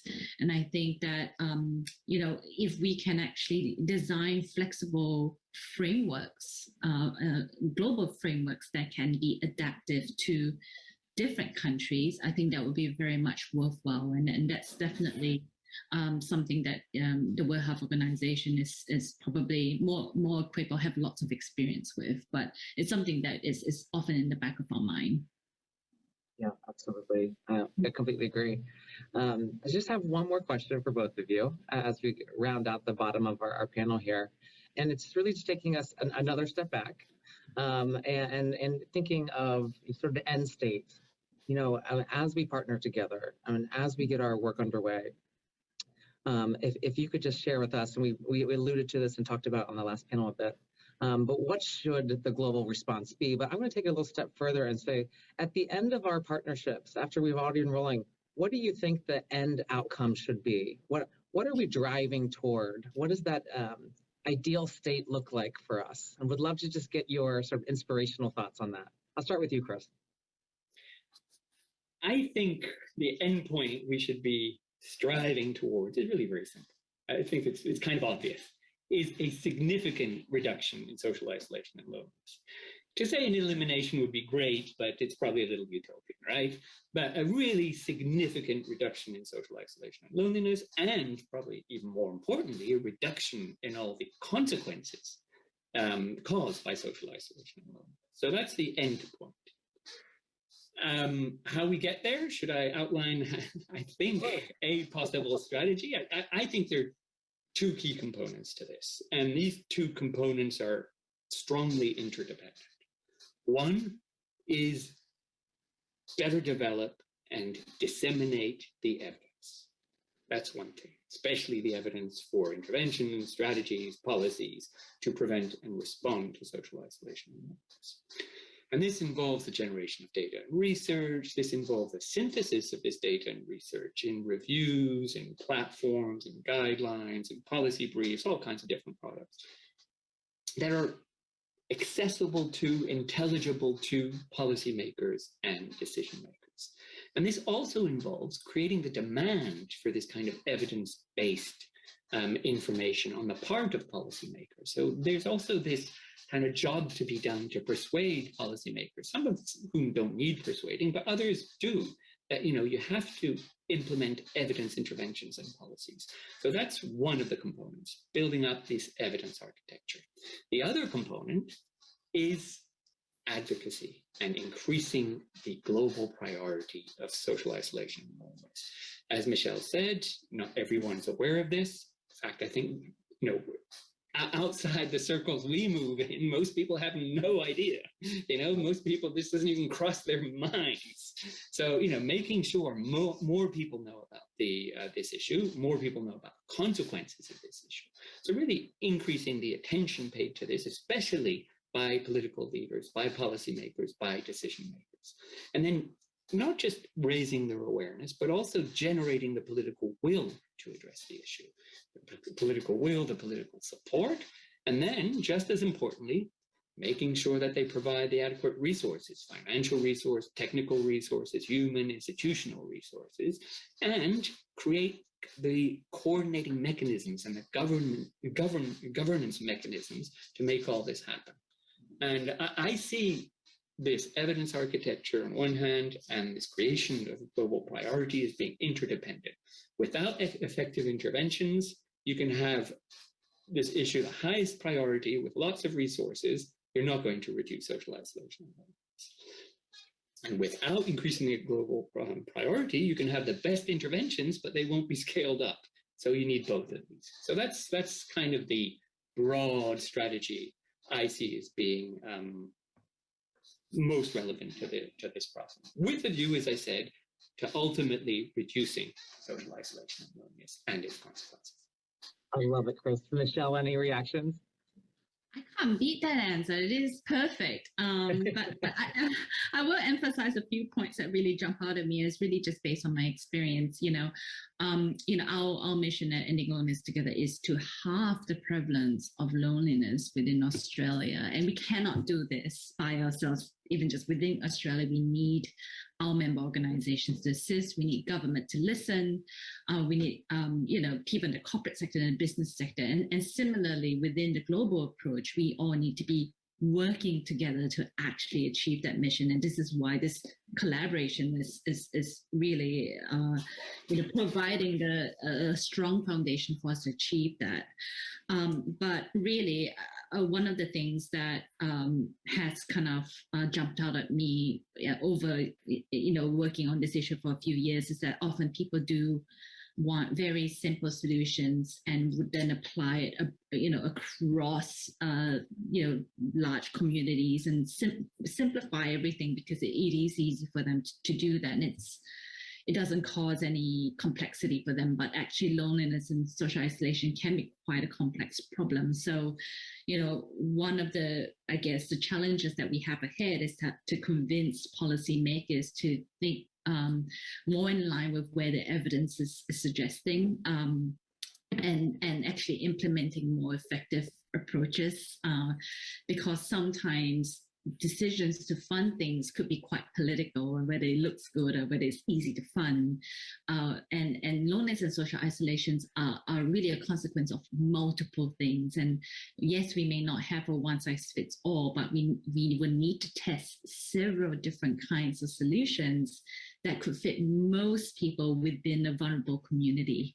So that's really a challenge. And so really being able to synthesize everything and gather the evidence and learn from what works in the UK and what has worked in the US and what has worked in Japan, and bringing all that to the table really has great benefits, because we're learning from different approaches and learning about what works and what doesn't work, and not just within interventions, but policies that have already been implemented.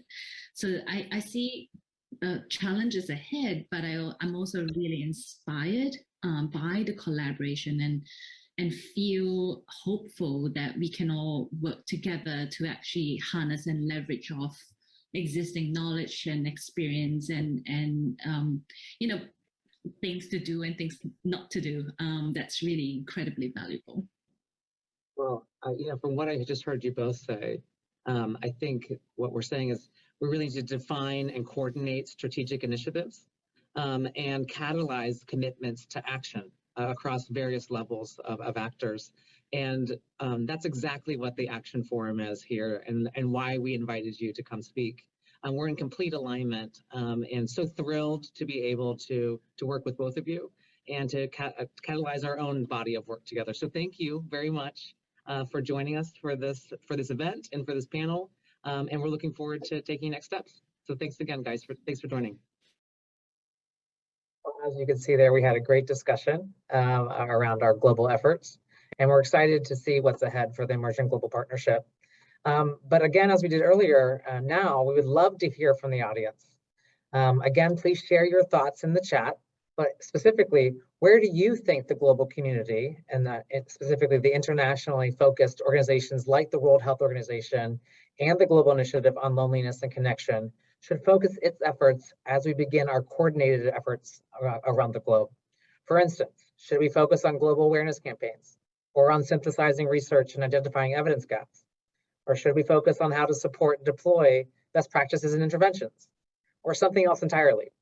Please share your thoughts in the chat, which will help us prioritize our work on the horizon. I'm going to read off some of those as they come in.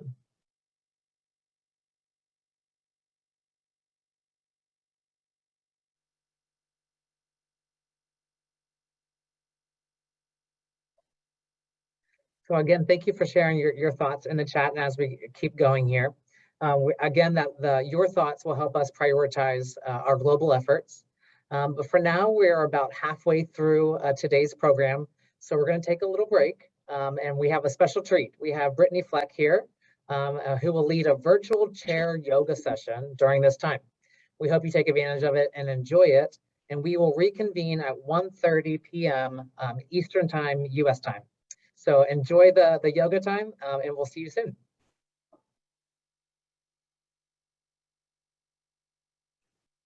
Awesome. Hello, everyone. I hope that you've been enjoying the morning so far. Thank you for having me. Thank you to all these amazing speakers. And thank you for caring about social isolation and loneliness and helping us create a more connected world. So I'm Brittany. I'm a yoga therapist and gerontologist, and I hope that this class really is a nice break for you to reconnect with your breath and your body. All you're going to need is a chair.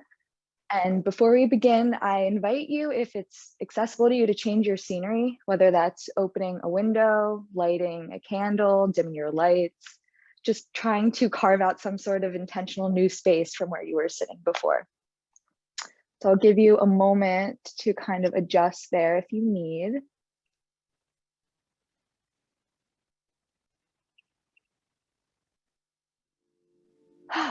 Amazing. Oh yeah, we got some music.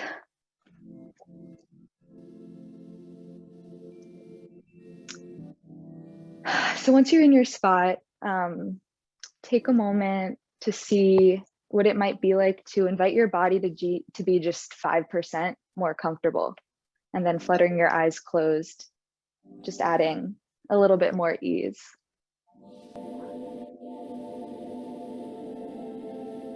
And with your eyes closed, just notice what's here. It may be different sensations, different emotions, a number of thoughts about what you were doing before this, some of the amazing speakers that you heard, or what you're going to be doing after. And just as a gesture of kindness, just let it all be. whatever is here, whatever is present.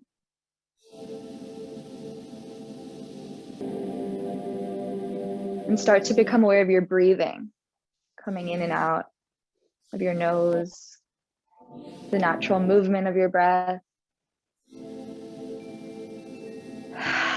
Just being here, allowing it to be exactly as it is.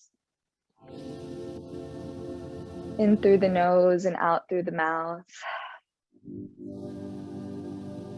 And this time we take a breath in, let it be audible on the exhale. No one's hearing you, so just let yourself go. Deep breath in. And then slow, audible breath out.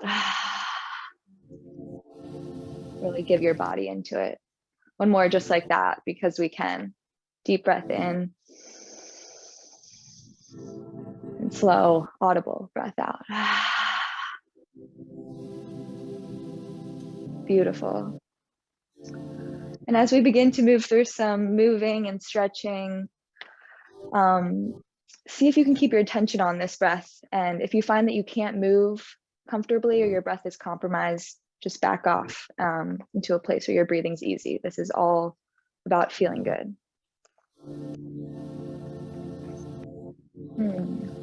Let's start by rolling the neck side to side. Just really gently here.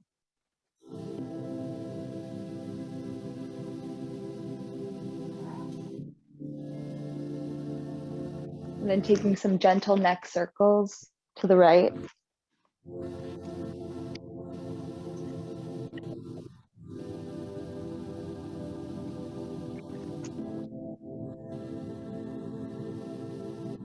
Keeping that breath long and strong.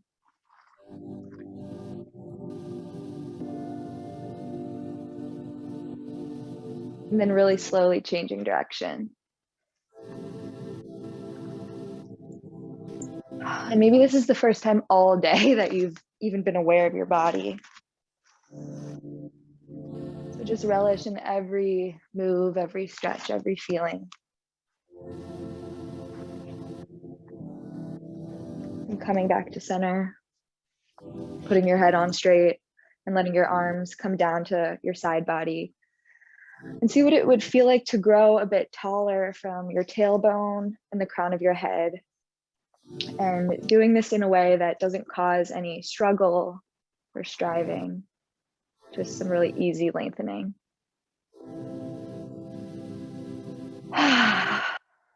Coming into the shoulders, rolling them back. Long and wide and open. Waking up your body.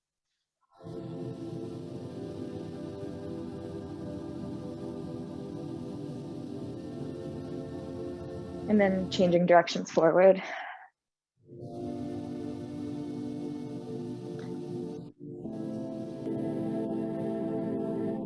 And watch what happens to your breath here. It's easy to hold it. It's easy to stop. It's easy to force. Just slow, gentle movements.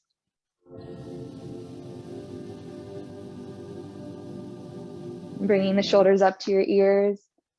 And letting everything go. One more just like that. Shoulders up to your ears. Letting it go and shaking it out.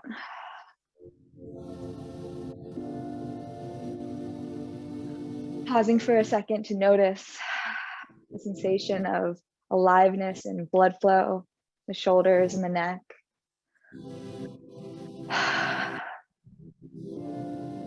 Just the fact that you're here in this body, in this moment, able to move in this way.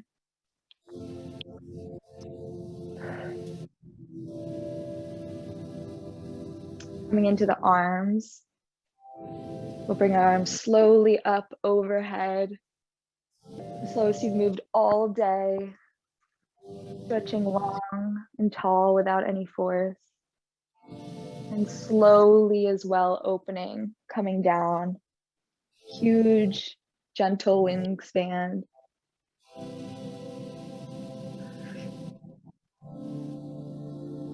And again, deep breath in, arms up and long and wide.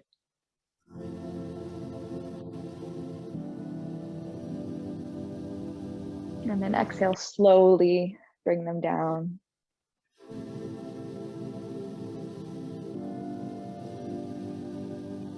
And again, this time feeling the air really heavy around you, like you're swimming, like the air is water. And then exhale, slowly down.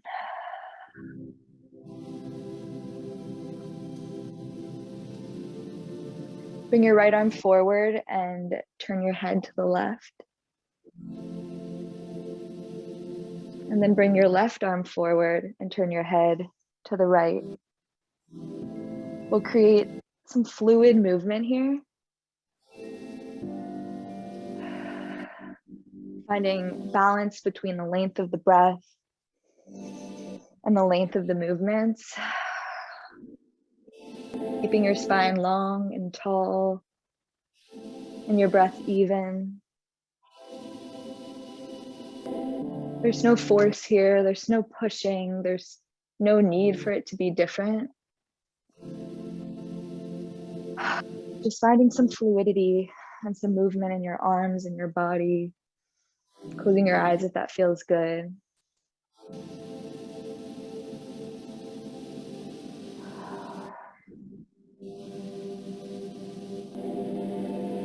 Dancing movement.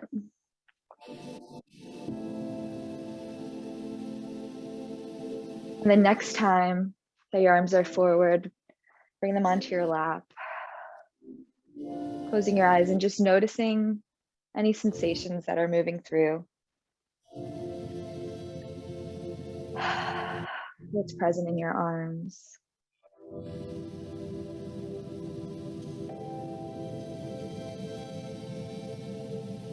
And just shake everything out.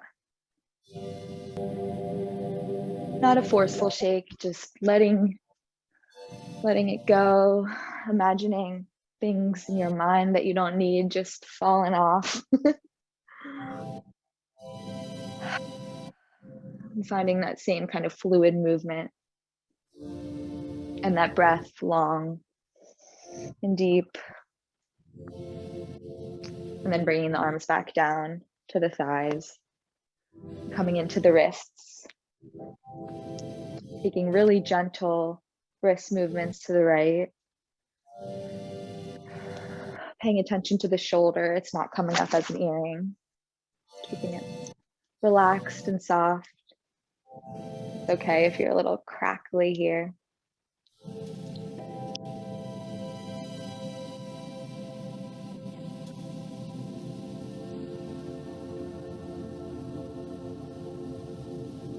And then changing the direction.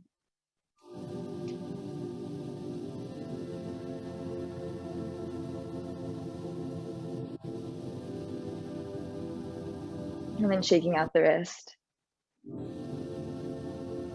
Letting it be limp like a noodle. Stretching the arm long and stretching through the forearm. Feeling a gentle sensation on the arms. If you're sitting and typing all day, you don't even realize how tight this area gets. And again, no force, no struggle.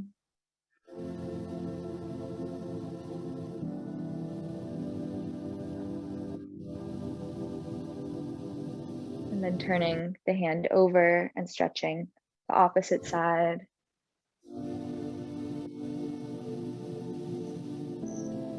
Long, slow, deep breath.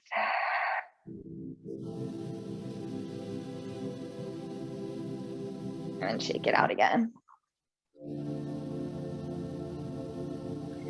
Bringing the right arm to meet the left on the thighs and just noticing the slight difference in sensation from the right arm to the left arm.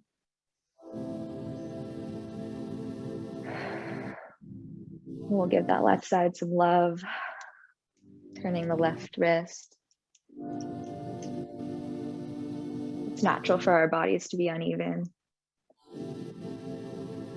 We're not meant to be perfect.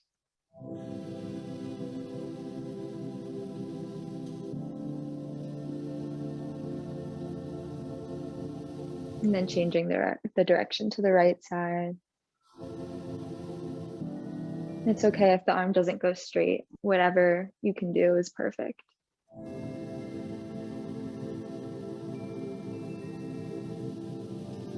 Keeping the breath audible. And then shaking it out.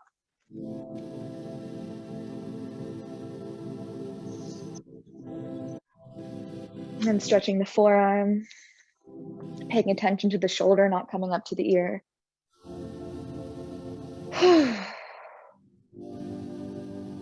Noticing the difference in tension from the right side to the left.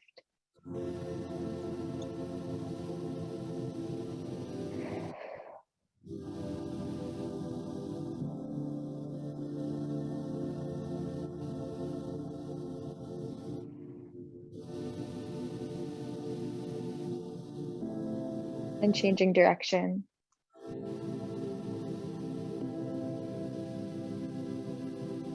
Gentleness, ease, patience with ourselves.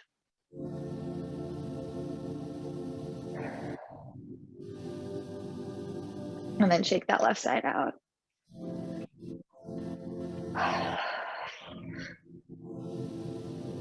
Bringing the arms back down to the thigh.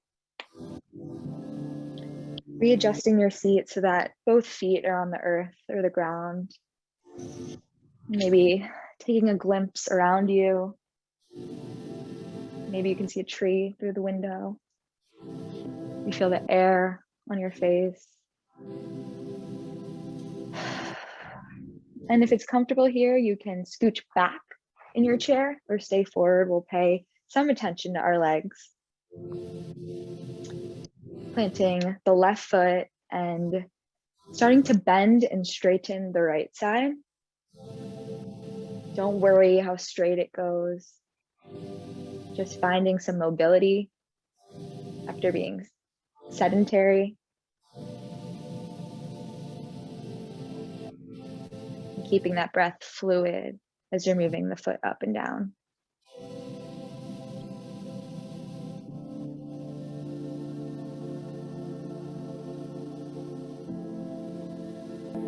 And the next time the leg is up, we'll meet and take some gentle wrist circles with the foot. Now you can't really see my foot right now, but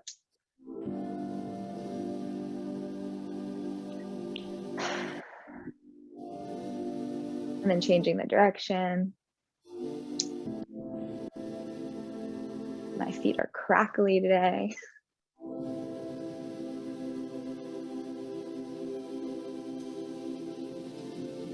And then shaking it all out on the right side.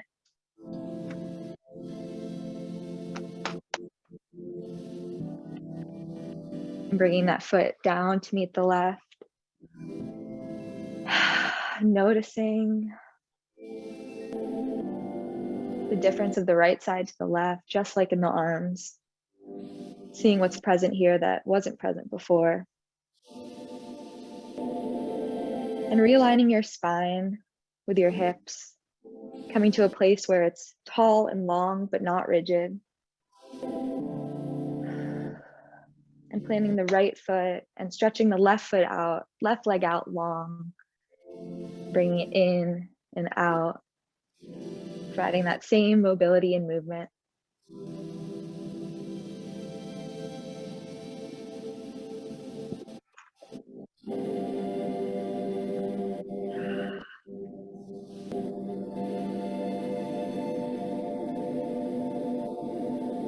Then coming into the ankle, turning the ankle to the left.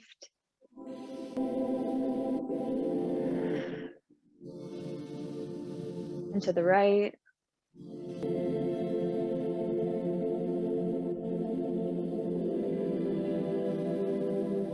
And then shaking out the left leg and letting everything go.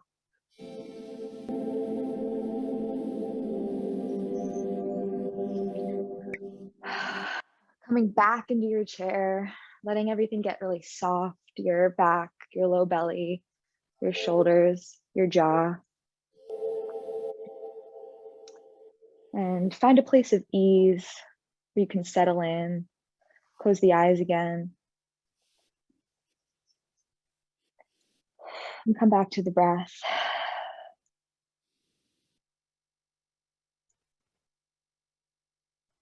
Let your body just melt into the seat under you.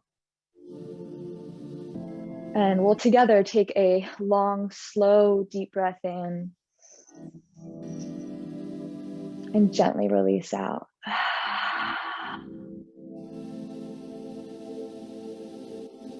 Again, long, slow, deep breath in.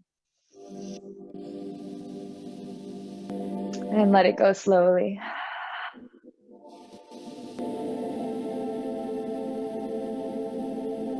Allow your shoulders to soften. Letting go of your brow if you're holding any tension, as well as in your jaw. And see if there's anywhere else in your body that you can bring more freedom to. You're still here. This is still a break. No rush. I'd like to end with one of my favorite poems, which I think pairs really nicely with the theme of today, which is, it's called Wild Geese by Mary Oliver. So keeping your eyes closed, just staying exactly where you are and following along with my voice.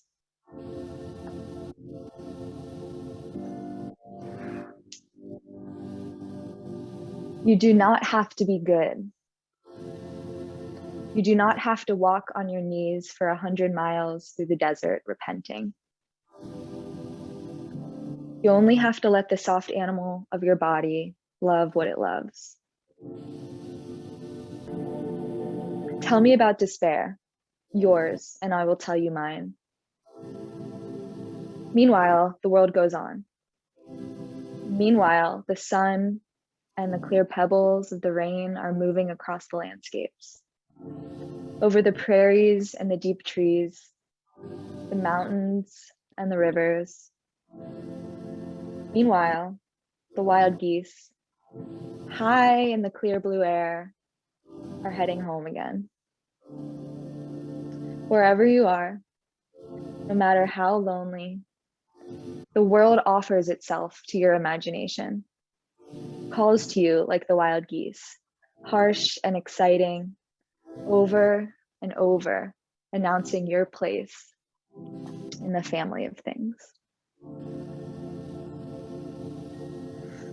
I hope you cherish those words with you as you carry on through the day, hearing our amazing speakers that are coming up, and keep attention to your breath as you continue to sit. And I hope that this gave you some lightness and spaciousness and opening, and that you enjoy the rest of the day.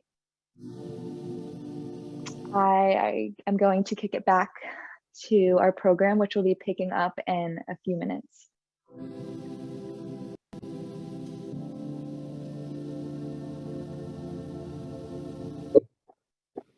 Well, welcome back, everyone. I hope you enjoyed the chair yoga session. I know I certainly did. And a huge thank you to Brittany Fleck for providing that to us. I feel limber. And just as Brittany helped us find awareness within our bodies, our next segment focuses on the critical importance of awareness in our hearts and in our minds as individuals and as communities across the country. What we're fortunate to do is to hear from, and so as we all know, building a broad coalition of advocates around social connection is one of the most critical elements in our fight to address social isolation and loneliness on a national level, and as you heard earlier, even on a global level. With that, I'd like to introduce Katie Holcomb, who's the Population Health Strategy Lead in Health Affairs and Advocacy at Humana, and lead of the Far From Alone campaign, and Laura Balazs, Senior Director of Strategy and Impact at Meals on Wheels America, both of whom will share with us efforts underway to raise awareness nationally.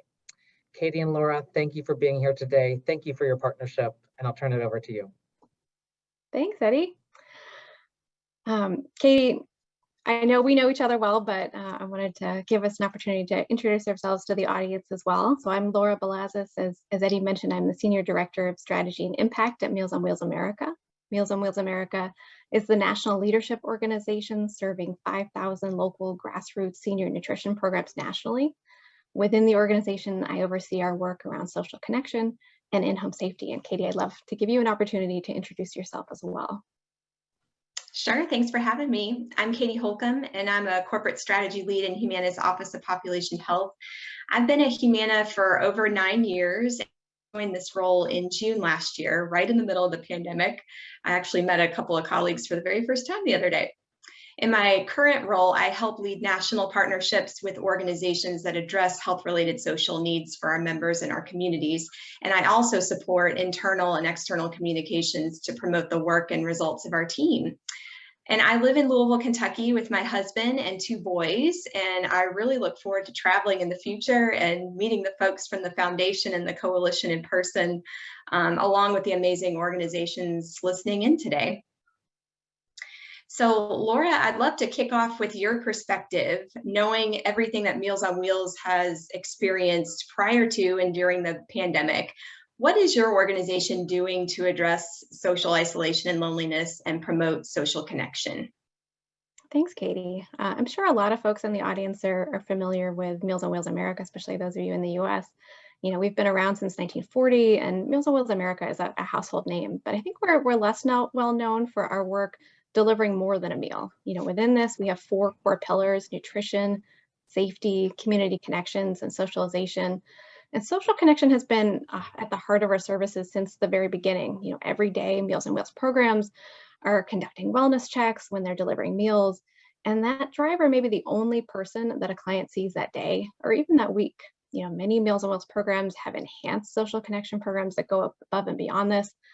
Friendly visiting programs that are, you know, in person or over the phone, classes like art classes or group exercise, games and group activities, you know, pet services to support animal companions, you know, and so much more. And we've seen an enormous amount of creativity as local programs have adapted many of these activities over this last year to protect their clients' health during the pandemic.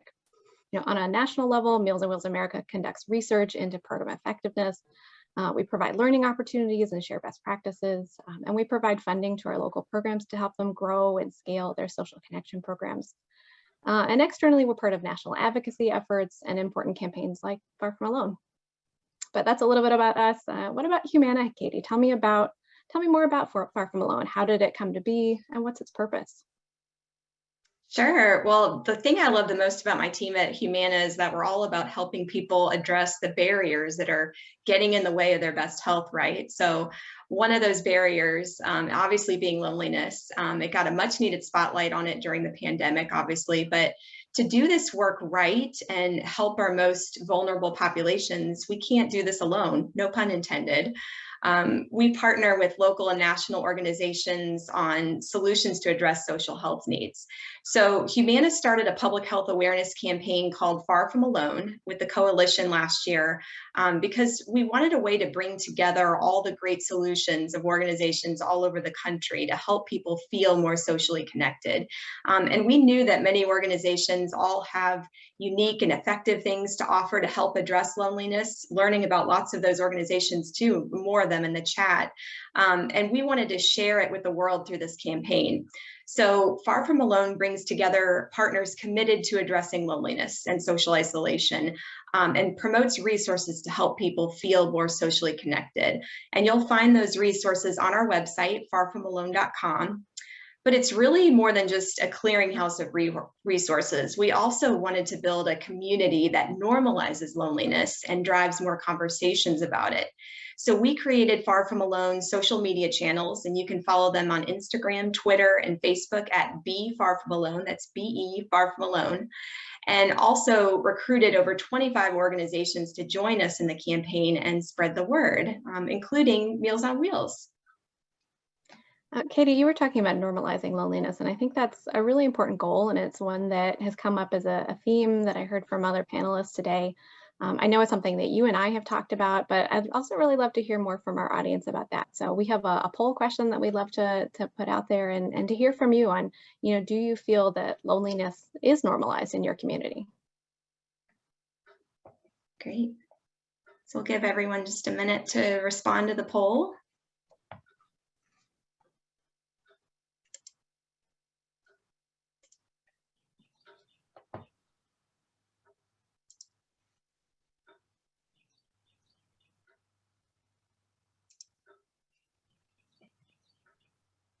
And I believe we're going to put some questions in the chat as well, in addition to the poll questions. So when the poll wraps up, we can take a look at those results. All right. So it looks like, do you feel that loneliness is normalized in your community? A pretty good mix. It looks like the majority is more than in the past, which is slightly good news, but then, still quite a bit of people that feel that it's not normalized. So, that really shows that there still is a stigma and a lot of work that we can be doing as organizations involved with this work. So thank you all for responding to that. And like I said, I think there's going to be some questions in the chat that you all can respond to. So we'll look at those comments here in a little bit. So Laura, we're so grateful that Meals on Wheels is one of our valued partners in our Far From Alone campaign. So can you tell me why Meals on Wheels decided to join Far From Alone? Yeah, absolutely. When the campaign first approached us to serve as a partner to advocate for policies to help combat the negative effects of social isolation and loneliness, it was a natural fit for Meals on Wheels America. Many of the risk factors for social isolation and loneliness, like living alone or having a past experience with falls, are common among individuals receiving Meals on Wheels. We serve seniors who are often isolated and forgotten and left out of a national conversation. Far From Alone is an opportunity to create a national dialogue around social isolation and loneliness. And we're here to also make sure that seniors are an important part of that conversation. With that in mind, we felt that our experience could provide valuable insights and support the campaign's awareness building efforts, specifically around older adults. And it's also a great opportunity for us to learn from others in this space. I think we're at a really important moment in time, and I do think it's a silver lining of the pandemic that we're bringing social isolation and loneliness into the spotlight. We have a really great opportunity right now to amplify our message across all of our channels. This is no longer a silent epidemic, and we have effective strategies to address social isolation and loneliness. Katie, I know we've really loved being partnering with you on Far From Alone this past year, and are really excited to see what it's going to bring in the future. So can you give us a little sneak peek of what you have planned for 2022? Sure. Thanks, Laura. So now that we've achieved awareness of Far From Alone, we're now planning to take more action. How appropriate, right? So we plan to begin targeting more individuals experiencing loneliness, starting with activating Far From Alone in a specific community and potentially creating special events around it. And I know tomorrow's theme of the Action Forum is activating locally, and that's exactly what we're looking to do. So more to come on that. And we're also going to explore having physicians and clinicians share Far From Alone as a resource for their patients and their families. And as always, we encourage everyone to visit farfromalone.com and share this as a resource with your loved ones. So Laura, I want to wrap up with what you've learned in the past 19 months at Meals on Wheels. I know we've all learned a lot during this time. So what is your advice on how people can get involved in addressing a social health issue like loneliness? Well, I think the most important thing that I would highlight is no matter who you are or what you do, that there are ways that you can make a difference. If you're a policymaker, ensure that social isolation and loneliness is a key consideration. I know when we were advocating for the reauthorization of the Older Americans Act, we were really vocal about ensuring that social isolation and loneliness was included in that. If you're a researcher, continuing to help us to grow our understanding of what the most effective approaches are. But I'd also encourage academics to think about their research and how it can be translated into practice. Often gold standard research practices aren't practical or feasible for community-based organizations on the ground. Or if you're a community practitioner, I think it's really important that we're not reinventing the wheel. We heard this as a theme earlier as well. There are phenomenal evidence-based and practice-tested solutions. And there are often, programs that already exist around you in your community that you can tap into and enhance. So thinking about, how can you make sure that asset mapping and tapping into those existing resources is a key part of what you're doing to address this effort. Or if you're a concerned individual who wants to make a difference in your free time, consider volunteering with a local Meals on Wheels or in other community-based programs. Those are just a few examples, but there's so many ways to be involved. Definitely. And those are great recommendations, Laura. And I would add that volunteering or even simply checking on one of your neighbors who lives alone and saying hello is a great thing to do. As you mentioned earlier regarding some of the older adults who may have Meals on Wheels be the only interaction they have all day. So we can all be part of the solution here. So thank you, Laura. Incredible work you're doing with Meals on Wheels to address loneliness. And I enjoyed this virtual fireside chat. I hope to do this in person next time. So we're going to transition over to the chat to see if we have any responses to our questions. We had 2 chat questions. What are your suggestions for meeting people where they are to address loneliness? And what is one way you can bring awareness to social isolation and loneliness in your community? I think meeting people where they are is a really important consideration. One thing that we think about is, what are the assessment tools that we're using to really evaluate where someone is on the spectrum of social isolation and loneliness. These are subjective things. Loneliness is a very personal experience, and how we receive interventions is also a really personal experience. And making sure that there are ways to assess, what type of intervention is most appropriate for one individual, because it's probably different from what I might want or what their neighbor might want. And then thinking about what's the range of solutions that we can offer. Definitely. Yeah, I see some really good comments in the chat. Isolation is objective, loneliness is subjective. Yes, very true. I see a comment about rural communities. That's something that we've been exploring at Humana as well. I think it's an untapped opportunity that we will definitely start thinking about as we look at the next phase of Far From Alone. And I'm sure a lot of other organizations will be looking at that as well. Yeah, I'm seeing this discussion about rural communities and how we can bring programs to rural areas. I think that's another really great opportunity right now because of the pandemic and because of the creativity that programs have had to bring to this. And, there's been so much adaptation to a virtual environment. And I know that's been a struggle, and there's a huge digital divide that we all need to be aware of and working on. But it's also made a lot of programs accessible to folks who couldn't get to, a place where an intervention might have been delivered in the past. I think we can tap into a lot of those virtual resources to make programs more accessible in rural areas as well. Absolutely. I see some other comments about just thinking about meeting people where they are, learning about their interests, and then sharing about fun ways to socialize connected to interests, connecting in intentional online groups. I've seen some other partners talk about, or other organizations talk about peer support groups today. So I think there's an opportunity there. Yeah, lots of good comments, great ideas.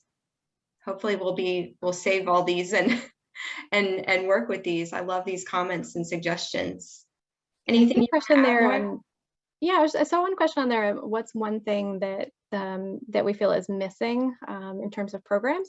And that's one where I wouldn't speak to a specific program, but just I think it's important also to acknowledge that the way that that funding is structured can often be really limiting for programs trying to bring new programs. I think Meals on Wheels programs in particular sometimes see that, and that the way that their funding is structured, it's hard to offer new programs because they have to fall within very specific guidelines.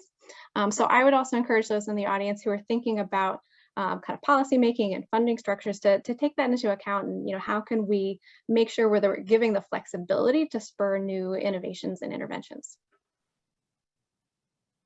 Definitely. Great ideas, everyone.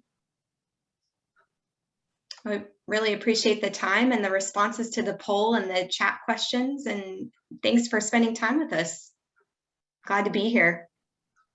Thank you so much, and thank you, Katie. It was great chatting with you. Yes, thanks, Laura. Well, it's absolutely great to see you, Katie and Laura. It's been wonderful partnering with you on the Far From Alone campaign and the various resources that you're leveraging for communities and individuals across the country. Again, would invite everyone to visit the website at farfromalone.com and engage with us there. Again, as we sort of mentioned at the beginning, we are only as strong as the reach that we have together. We are hoping to bring in more organizations and more individuals into that body of work. And so thank you again to Katie and Laura for sharing their thoughts around that. Okay, so as we are moving forward and thinking about other impacts that we might have and leverage across the country, it's my pleasure to introduce Dr. Charlotte Yeh. She's the Chief Medical Officer at AARP Services. Dr. Yeh brings more than 3 decades of healthcare experience to her current body of work as a practitioner of emergency medicine and former regional administrator of the Centers for Medicare and Medicaid Services in Boston, Massachusetts. She's been widely recognized for her achievements and personally served as one of my earliest advisors in Washington, D.C. nearly 20 years ago. Please join me in welcoming Dr. Yeh to present on the cost implications of addressing social isolation and loneliness from the health payer perspective. I'll now turn it over to Dr. Yeh to make the business case. Dr. Yeh, thank you for joining us today. Good to see you.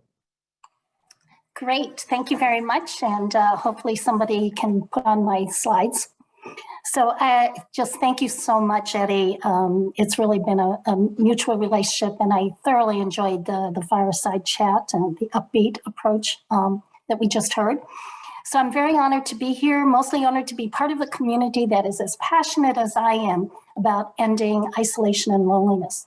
But we all know that passion alone isn't going to solve for isolation and loneliness. How are we going to move from what is a nice to have to what is a must-have if we are going to have sustainable change, especially in the health and the well-being as we age? So what I'd like to do today is I'm going to share our story, our journey of a collaboration between AARP Services and United Healthcare of how we actually are starting to make and are making the business case for why attention to isolation and loneliness really matters. So we have started this a number of years ago, and we work predominantly in the Medicare, the Medigap population. It's fee-for-service Medicare, which is probably the most consumer-oriented health plan model. And we don't talk to providers because our only touch point is actually through the consumer and through the members, and we're unencumbered. So, so when we got started, next slide, the first thing you have to do if you want to say, why is this important? Why should the payers, why should healthcare providers really care about isolation and loneliness, is you have to say, do we have a gap and do we have a problem? And as we were working with the traditional care coordination and helping people, achieve better healthcare outcomes, at home, we noticed that, sometimes you have people with the same condition and yet their outcomes are very different. For example, I'm an emergency physician. If I worked in the emergency department, I would have an 80-year-old who would come in with a broken hip, and right next door would be another 80-year-old woman with exactly the same broken hip. And yet I could look at one and say, she is walking out of the hospital, and the next bed over, it looks like the end of the road. And yet on paper, they looked identical. So next slide. So as you can think, typically in a healthcare system or a healthcare payer, we all focus on the lever of, healthcare, what I call the healthcare determinants. Can we work with the provider network, with the provider community a little better? Can we find a better drug? Can we find better diagnostics and create that better health? Is that really what makes a difference? And lately we've identified that the social determinants are really important: transportation, education, and housing. We need a community to support. And yet, even if those were there, and we could have 2 individuals with the same problem in the same community, we still had Mabel with 6 chronic conditions, 5 doctors, and 10 medications, looking much better than Agnes, who only had 4 medical conditions and 5 doctors and 8 medications. And we said, what is in that secret sauce of the thriver? And maybe the third lever that we need to add is what we now call the personal determinants of health. What is that skill set? What is that capabilities that you bring to the table that allow you to enjoy life, have better health? Next slide. What is it that allows someone to be knocked down by the winds of life and the winds of change and somehow get back up. Next slide. So we said maybe where there are protective factors, maybe it's part of resiliency. And if we are to make the business case, we can't just say we've noticed this, but we have to address what the business of health cares about, your health outcomes, your experience of care, and your affordability. So thanks to our research and analytics team, we said, can we take a look at a bunch of protective factors in health, things that people feel good, talk about, but do they really matter? And we looked at 5 in particular. We looked at resilience, we looked at purpose, we looked at locus of control, we looked at optimism, and we looked at social connection. And it turns out that for every added protective factor, people reported less depression, less anxiety, reported less stress, reported less fair and poor health, and less limitation in their functionality. And it was almost a linear progression. And I know it looks like a busy slide, but if you look at each of those columns, you can see the decrease with every added protective factor. Well, that's really great. We know it's related to healthcare, but in the business of medicine and the business of health, that's not enough. Next slide. It also turns out that these protective factors actually were related to healthcare costs. For every single protective factor that you added, including social connection, we could see a drop in annual healthcare costs of $1,356 per person. Now, this is in a Medicare population, 65 and older. So just think of the opportunity cost here, and that's what you want to demonstrate to business, that you have an opportunity here. Let's just take that 0 column. We have about 20% in our Medigap population that have no protective factors, no resiliency, no purpose, no social connections. And that represents about 20%. We have about 4 million, give or take, members in the Medigap population. If all we did was add one factor, if all we did was add social connection, for example, address their isolation and loneliness, think of the cost difference. With that 20%, that probably represents about $1 billion of opportunity cost or gap in care that could be fixed. If we added one, that's $100 billion, $1 billion that we're talking about. And even if we can only fix 10%, that's still $100 million. So if we want to make a case for investment, a case for sustainability, we've got to identify that there is a real opportunity here for the business case of isolation, loneliness, and these personal determinants. Next slide. So what I thought I'd do is we've now drilled down. There are 3 particular protective factors that we pay a lot of attention to because they're both modifiable. We've identified that they're modifiable, they're meaningful, and we believe that if we address these, we can make a change in the things that matter to business, the outcomes, the experience of care, and the affordability. So while it's not all on social isolation, loneliness, but I would like you to see the pattern of how we make the case. So let's start with purpose. Next slide.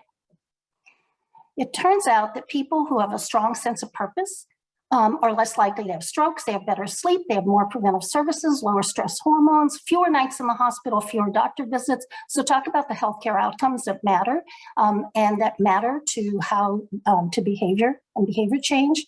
Next slide. But what matters came out in the data that about a third, 35% of our Medicare supplemental population are low in purpose, and it's associated with a 12% more per member per month. Now imagine, I heard talk earlier in the fireside chat, if you got people volunteering something that gave meaning into life, you could address outcomes, you could address their experience, and you could address the healthcare costs. Next. And 2, I call it the P for possibilities. It's really about optimism and having a positive perception of aging. We live in a very youth-oriented culture, and it turns out, in a youth-oriented culture, we look at aging and it's all about decline and it's all negative. But it turns out, if you have a positive view of aging, you are 70% more likely to, or 44% more likely to fully recover from disabilities, fewer cardiovascular events, fewer cases of dementia, and oh, by the way, 55% lower rate of hospitalization. And next slide. And hugely impactful that negative view of aging, which represents in our population of 65 and older, 40% have a negative view of aging, and they cost us 33% more per member per month. At least that's our early data. In fact, ARP and the University of Michigan in a healthy aging study shows already that a third of people 50 and older already have a negative perception of aging, and they believe that loneliness and depression are inevitable with age. And it's all around us.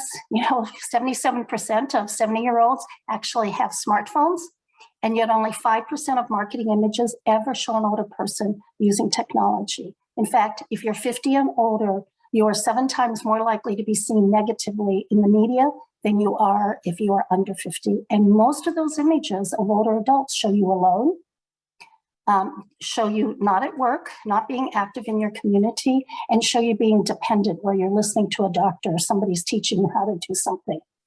So this is a very powerful level that we can use and tap into that education and tap into that social connection. And then finally, the third one, which we're here to talk about, next slide, is all about people and the impact of loneliness. Next slide. So I don't need to tell you about the impact. I mean, thanks to Julianne, to Carla, and other speakers today, we know the impact that it has on health and sense of well-being. But how did it bring to the attention of a payer, of the business of health, was really in that middle box right here. It turned out that loneliness had the single largest negative effect on the quality of life, that's your experience of care. And most importantly, it was the single biggest predictor of dissatisfaction with your health and with your health care. More than health literacy, more than depression. And we found that out in 2015. And that was when it popped, for the healthcare systems, for the healthcare payers, because we pay for performance, we pay for satisfaction in care, and yet we were not talking about loneliness in that interaction between the doctor and the patient. Never even occurred to us. It was totally silent. And so I have been so appreciative to see that awareness growing over time. Next slide. But it's also about the money. And so in our population, we have about 40-some% that are either moderately or severely lonely. And if you look at the severely lonely, the 19% that are severely lonely are associated with a 20% higher per member per month. Next slide. We focus on loneliness in our work with our Medicare Medigap plan members, but ARP Foundation and the ARP focuses on social isolation, which is an objective measure. And even with social isolation, which is a very different construct, is associated with an additional $6.7 billion in Medicare spending. So you can see with each of these items, we said, I think we have a problem. How prevalent is that problem? Is it really related to outcomes? It looks like it is. Are they modifiable? And more importantly, there's a cost and affordability opportunity that we're missing if we don't address it. So in that space of isolation and loneliness, next slide, I want to talk about a case example and a case study. Maybe it's not so much a case study, but a segment of a very strong driver of isolation and loneliness, especially in older adults. And that has to do with hearing loss. Similarly to loneliness, we found that the burden of hearing loss had a greater negative impact on quality of life than diabetes, stroke, cancer, obesity, all the other things that we spend all of our time on, and yet hearing loss is never mentioned, just like loneliness. And it is hugely prevalent. 2/3 of people 70 and older have clinically significant hearing loss, 40% of people 60 and older. And we even have data to show the millennials and the Gen Ys are already having trouble hearing in noisy environments. And the Lancet Commission on Dementia says 40% of dementia is avoidable. The single biggest category of avoidable dementia is hearing loss. Next slide. So as part of our collaboration with ARP Services and United Healthcare and Optum, we actually did a study looking at well over 100,000 individuals, following them over time with commercial and Medicare Advantage coverage. And it turns out that not fixing or treating your hearing loss over 10 years has a 52% high risk of dementia, 41% high risk of depression, 29% higher falls, That's just on the outcomes and the healthcare side, health outcomes side. But if you look at the cost, 46% higher healthcare costs, that's $22,434 per person. 47% more hospitalization, 44% more readmissions, and for every hospitalization, a 2.5-day longer stay. Okay, if that's not a business case, I don't know what is. Next slide. And in fact, if you take the European numbers and apply them to the US, it turns out that untreated hearing loss costs us $133 billion per year. And the sad part about hearing and hearing loss and hearing impairment is, unlike many of the other things we talk about, there is intervention that already exists. Hearing aids, hearing services, rehabilitation, this already exists, and yet only 20 to 30% of people ever get a hearing aid. It's partly cost, affordability, but it's also stigma. It is that perception of aging. And if we can address that, imagine what we can do in this one area of isolation and loneliness to make a difference. So next slide. So I just wanted to share that, we have a journey, we have a pattern, but if we're going to make the business case, we have to have the kinds of outcomes and the kinds of studies that actually are relevant to the business of health. Are you making an impact on health outcomes? Is there a relationship? Does it change the experience of care? I can tell you that we are testing a variety of interventions, and in every single case, we are raising NPS scores, raising the satisfaction scores, raising, the allegiance, of members to the plan or the health system. And thirdly, you have to demonstrate the relationship to cost. And we've got a really easy story to hear. So if I were to say, across our community, the next steps that I would love to see is to make sure that we are making the investment in the kind of data and analytics and research to make that business case so we are not begging for money, but people are pouring money. There is billions of dollars being spent in innovation in healthcare right now. Why isn't enough of that being addressed for the social connection and isolation that we've all identified is so critical to our health? Secondly, making sure we're embedding the data collection into our clinical workflows, into regular reporting, because if you don't report, it's like equity in any other area. If we don't measure, nothing happens and you can't make change and you can't see the gaps. You have to put words to those gaps.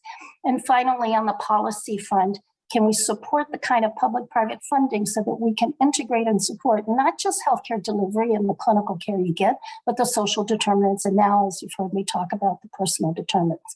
And I can tell you, for me personally, and also for our collaboration between ARP Services and United Healthcare, we are committed to continue to do the kind of data analytics and testing of the interventions to show that there is a business, that this is no longer a nice to have, but it is a must have if we are to make a difference in how we age, how we live healthily, and how we live well. So the last slide, I know what I talked about. Next slide, next slide. I know I talked a lot about theoretical and or what feels very theoretical, and can we actually do, will business actually listen? So I'm not going to show you this ad, but many of you may have already seen it, and if not, the link is listed there, and that's your action item, is to go take a look at this, ad. But this is a company, it's based in Netherlands. They actually, most of their business and market is in Germany. It's a company called Doc Morris. I know nothing about Doc Morris. This is not an endorsement. I don't know who they are. But they put on an advertising last Christmas that went socially viral. And it is worth seeing. And I put this up here because this is a for-profit company. It is a company. Christmas may not be your thing, but I think you will understand that if you make that case to the business, it will start to permeate throughout, and people will spend the money. This little ad, you see that old guy, right? We're all old. And the ad begins with him starting to lift weights. And of course, the neighbors are like, what are you doing? The family, what are you doing? And, you watch him over months. He's lifting weights. And you think, oh, this is just a crazy old doddering fool. What is he doing? And when you finally get to the end of Christmas, he has been lifting the weights so he can lift his granddaughter to put a star on the top of the Christmas tree. Now, if that isn't purpose, P for purpose, something that gives you meaning and a reason to get up in the morning, if that isn't about possibility and changing what we think of aging, who says you can't be 85 and have a vision for tomorrow? And if this doesn't say about the third P of people, that you do this for the people you love, the people in your community, the people that are your friends and family, you know, isn't this what life is about? Isn't this what health is about? And frankly, isn't this about the business of health too?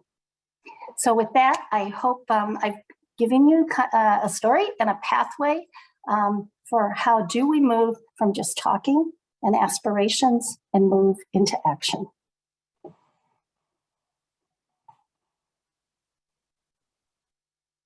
Thank you so much, Charlotte. It's always wonderful to hear from you. And thank you so much for providing such invaluable data and the presentation that you have. It will be invaluable in our fight to address social disconnection to have the business and healthcare payer and provider community at the table in partnership with social determinants of health, public health, and community-based organizations. And the data, like what you just presented, is just the start. Our sincerest thanks to you and look forward to our partnership moving forward. As you have all heard throughout today, we have the science, we have the awareness, and we have the business case. So thinking that and through that, let's talk about federal policy. It's now my distinct honor to introduce our several keynotes from our federal champions whose consistent leadership on Capitol Hill has led to remarkable strides in policy change to address social isolation and loneliness in the US. First, we have the Honorable Senator Tina Smith. Senator Smith serves as the United States Senator for the state of Minnesota. Serving since 2018, Senator Smith has played an instrumental role in the Senate, shepherding more than 50 bills and provisions into law. Importantly, Senator Smith is leading voice in the Senate, championing policies meant to support and enhance social connectedness throughout the country. Most notably, the senator was instrumental in the reauthorization of the Older Americans Act, which for the first time included funding for grant programs aimed at preventing, screening for, and responding to social isolation and loneliness among older adults. Following Senator Smith, we're fortunate to also hear from the Honorable Congresswoman Linda Sanchez. The Congresswoman serves California's 38th Congressional District since 2002. Throughout her time in Congress, the Congresswoman has been a steadfast advocate for working people, including retired Americans and caregivers. Congressman Sanchez currently serves on the House Committee on Ways and Means, where she advocates for the protection of the Medicare program, among other issues. As an active member of the Ways and Means Committee, Congressman Sanchez has championed many vital bills. Most recently, the Congresswoman introduced the Addressing Social Isolation and Loneliness in Older Adults Act of 2021, which requires the Department of Health and Human Services to establish grants and training programs to help community-based organizations better address social isolation and loneliness. Please join me in welcoming Honorable Senator Tina Smith and the Honorable Congresswoman Linda Sanchez. Hi, I'm U.S. Senator Tina Smith, and I am so glad to join you at today's conference. Thank you for your work to address the crisis of social isolation and loneliness. So I start from the fundamental belief that everyone should have the opportunity to live a happy and fulfilled life. But too often, people experience feelings of loneliness and isolation. In fact, approximately 8 million older Americans lack any kind of social engagement. And COVID has only exacerbated this problem. So as we focus on addressing this crisis, we should look at what's working at the local level. Here's one example. In my home state of Minnesota, a community launched a book club and a walking club to connect people during COVID. And one older gentleman who had never used a tablet learned how to download ebooks, music, and stay up to date on news of the day. It seems like such a simple thing, but it really works. In the Senate, I introduced a bill to support projects like this that connect seniors to their communities. My Older Americans Social Isolation and Loneliness Prevention Act also supports screening to identify people who might benefit from more social connection. Thanks to your help, Provisions from this bill were passed and signed into law last year as part of the reauthorization of the Older Americans Act. And earlier this year, I fought to secure additional funding for programs that strengthen social interaction as part of the American Rescue Plan. We have a lot more work ahead as we address this crisis of social isolation and loneliness, but I'm optimistic about what we can accomplish when we all work together. So thank you again for having me join you today. I hope you have a productive conference, and take care and stay healthy. Hi everyone, I'm Congresswoman Linda Sanchez and I represent California's 38th Congressional District. I want to first thank Co-Director Eddie Garcia for that kind introduction. And I want to recognize everyone at the Coalition to End Social Isolation and Loneliness for hosting this two-day forum. I also would be remiss if I didn't acknowledge all of you joining us for the work that you do every day. Your work and continued engagement on this issue is what helps develop the interventions we need to promote connectivity among seniors. The fact is, nearly 1/4 of older Americans were at risk of social isolation and loneliness before the COVID-19 pandemic began. The pandemic didn't magically reveal this problem, however, but it did shine a spotlight on just how important those day-to-day interactions are for our health and well-being. This is true for people of all ages, but it's especially true for our seniors. We all grow old. And it's in our golden years, none of us deserve to wonder when we will next see a loved one or even have a friend to talk to. It's time to address one of the most dangerous and preventable risk factors for older Americans. In Congress, I'm working to do exactly that. Earlier this year, I introduced the Addressing Social Isolation and Loneliness in Older Adults Act, or the Addressing SILO Act for short. Not everyone has the social support they need. And we know that isolation can lead to poor physical and mental health and higher healthcare costs. One of the best ways we can prevent this is by funding efforts that connect older adults with resources and programs in their communities. We also need to conduct outreach, especially to those at increased risk for social isolation and loneliness. And we need to establish a continuum of care to connect older adults to the social and clinical support they need. That's exactly what the Addressing SILO Act does. Additionally, this bill would establish training and evaluation programs to support community-based organizations.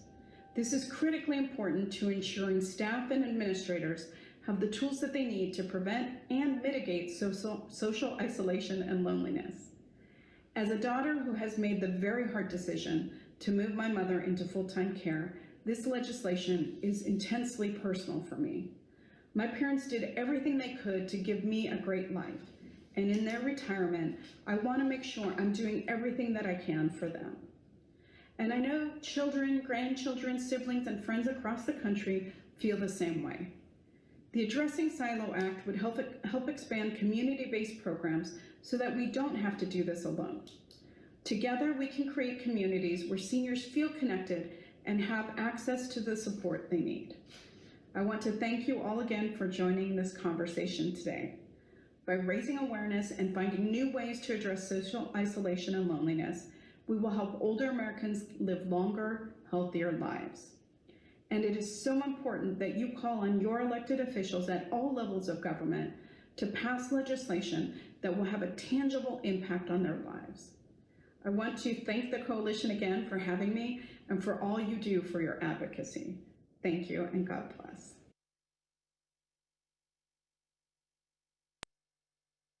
Our sincerest thank you on behalf of the Coalition to End Social Isolation and Loneliness to Senator Smith and Congresswoman Sanchez for speaking today on this important issue and for their continued leadership in Washington, D.C. Our next segment will highlight the importance of continued federal advocacy in addressing social isolation and loneliness through policy and advocacy in the United States. I'd like to welcome Bob Blancato, president of Mott's Blancato & Associates, an expert and long-term advocate for older adults and the aging community, who will be speaking with Andrew McPherson, founder of the Coalition to End Social Isolation and Loneliness, on the progress being made on a bipartisan basis on Capitol Hill in Washington, D.C. to address this national crisis. Andrew, turning it over to you. Excellent. Thank you so much, Eddie. And I'm truly honored to introduce Bob Blancato, who is a true legend in healthcare policy and especially aging issues here in Washington, D.C. As Eddie said, Bob is the president of Matz Blancato and Associates. In that capacity, he also serves as the national coordinator of the bipartisan, over 3,000 member Elder Justice Coalition, the executive director of the National Association of Nutrition and Aging Services Programs, and the national coordinator of the Defeat Malnutrition Today Coalition. Bob has long been recognized as a national advocate with policy expertise on behalf of older adults. Just recently, in 2019, he was invited by both the Senate Finance Committee and the House Ways and Means Committee to testify on a range of issues related to aging policy in America. Bob's prior work history includes 17 years as a staffer in Congress and an appointment by President Clinton to be the executive director of the 1995 White House Conference on Aging, one of 4 he has participated in over the past 2 decades. He's a member, as a volunteer, he's currently serves on the national board of AARP and the board of the National Hispanic Council on Aging. In 2019, Bob began a 4-year term on the National Advisory Committee on Rural Health and Human Services, appointed by then Secretary of HHS, Azar. Bob holds degrees from Georgetown and American universities and has won numerous awards for advocacy, most recently the American Society for Aging's ASA Hall of Fame Award in March of 2020. But I think maybe most importantly, Bob was instrumental in the development and the launch of our coalition, the Coalition to End Social Isolation and Loneliness, and we are truly thankful for his leadership and support. So Bob, my friend, welcome, and I'll turn it over to you for opening remarks. Thank you very much. Andrew, very nice introduction. I appreciate it. Eddie, thank you for the introduction as well. I'm honored to be part of this action forum on social isolation and loneliness of the Coalition to End Social Isolation and Loneliness. What a great turnout you have. That shows you how important this issue is. And Andrew, I'm going to come back at you. My congratulations to you for your 3rd year of directing this coalition. And congratulations to all of those who have done work on behalf of this coalition. You were always about raising awareness and advocating for federal policy to address these 2 issues. But what you did not foresee when the coalition was started was the pandemic. No one did. No one had a playbook for the pandemic, a pandemic which sadly continues and has exacerbated the issues of social isolation and loneliness to a whole new level. Before the pandemic, we were dealing with a growing national concern. Today, we're looking at a full-fledged public health emergency. So it's hard not to notice, though, how much new interest and action has occurred around these topics because of your work with the coalition. Another thing the coalition has done effectively in its advocacy and policy work is to recognize the linkage issues related to social isolation and loneliness, particularly for older adults, which is my focus. The linkage between social isolation as a social determinant of health. We can now link social isolation and loneliness to one particular growing form of elder abuse, self-neglect. Social isolation and loneliness to falls, to malnutrition, to mental health, with anxiety and depression being such outgrowths. And of course, social isolation and loneliness is an equity issue. From a great article by Carrie Henning Smith, issues such as housing, inadequate segregated housing, inaccessible transportation, which hinders more social opportunities, the digital divide and how it hinders social connectedness, whether it's through simple reassurance, wellness checks to telehealth, and of course, issues of poverty and inadequate income and how that contributes to social isolation and loneliness. The Commonwealth Fund states that 40% of high-need isolated older adults have incomes below $15,000 a year. But since the theme today is action, let's look at what's been done, what's expected to be done, and what might be done coming up. And then we'll close about what needs to be done overall. And a lot of it is tied to your agenda, of course. What has been done, Senator Smith and Congressman Sanchez touched on it, the 2020 Older Americans Act reauthorization and its language calling for first-time screening for social isolation and planning by ACL to address social isolation. And this idea, by the way, came from a rural area agency on aging director who said, why don't we have it? Sometimes it's as simple as that, right, Andrew? Just say something and let it be done. Now, a side note about the Older Americans Act, one clear impact of the pandemic was on the Older Americans Act nutrition program. Prior to the pandemic, 2/3 of older adults were getting their meals in a congregate setting. Through most of the pandemic, 95% are now getting it through home delivered meals. The congregate nutrition program has, as one of its most important features, the opportunity for socialization. and our research that we've done in our group has proven this. 90% of older adults we surveyed said that the reason they go to those programs is for socialization. We need to all work to get these programs reopened as quickly as possible. The pending Elder Justice Reauthorization and Modernization Act, which is in the Build Back Better bill that we've talked about, I'm sure, before. It was built off two concerns: growing victimization of older adults living alone and COVID scams that they were being victimized by. The bill, as it is in the House at the moment, would provide a $4 billion infrastructure for elder justice, including $250 million for social isolation programming grants, which would be awarded to area agencies on aging and other community-based organizations to conduct outreach to individuals at risk for social isolation or loneliness, develop community-based interventions to mitigate social isolation, and connect at-risk individuals with social and clinical supports. Also, HHS under this bill must establish programs to provide and improve training for area agencies and other community-based groups to address and prevent social isolation. And I want to add that your coalition and our Elder Justice Coalition together work hand in hand to make this happen. And I want to thank you for the work that you did on this. You know, there's a lot of possibilities depending on the fate of the BIF and the BBB on other social isolation issues. On the infrastructure bill, the broadband pieces, which would connect older adults to family, friends, and behavioral health supports, just to name a few. That's important in that bill.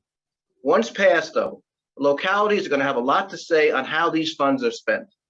Advocates need to weigh in now to get the bill passed, but they need to also weigh in when the money flows down to localities to make sure we have things like more accessible transportation so people can have community supports.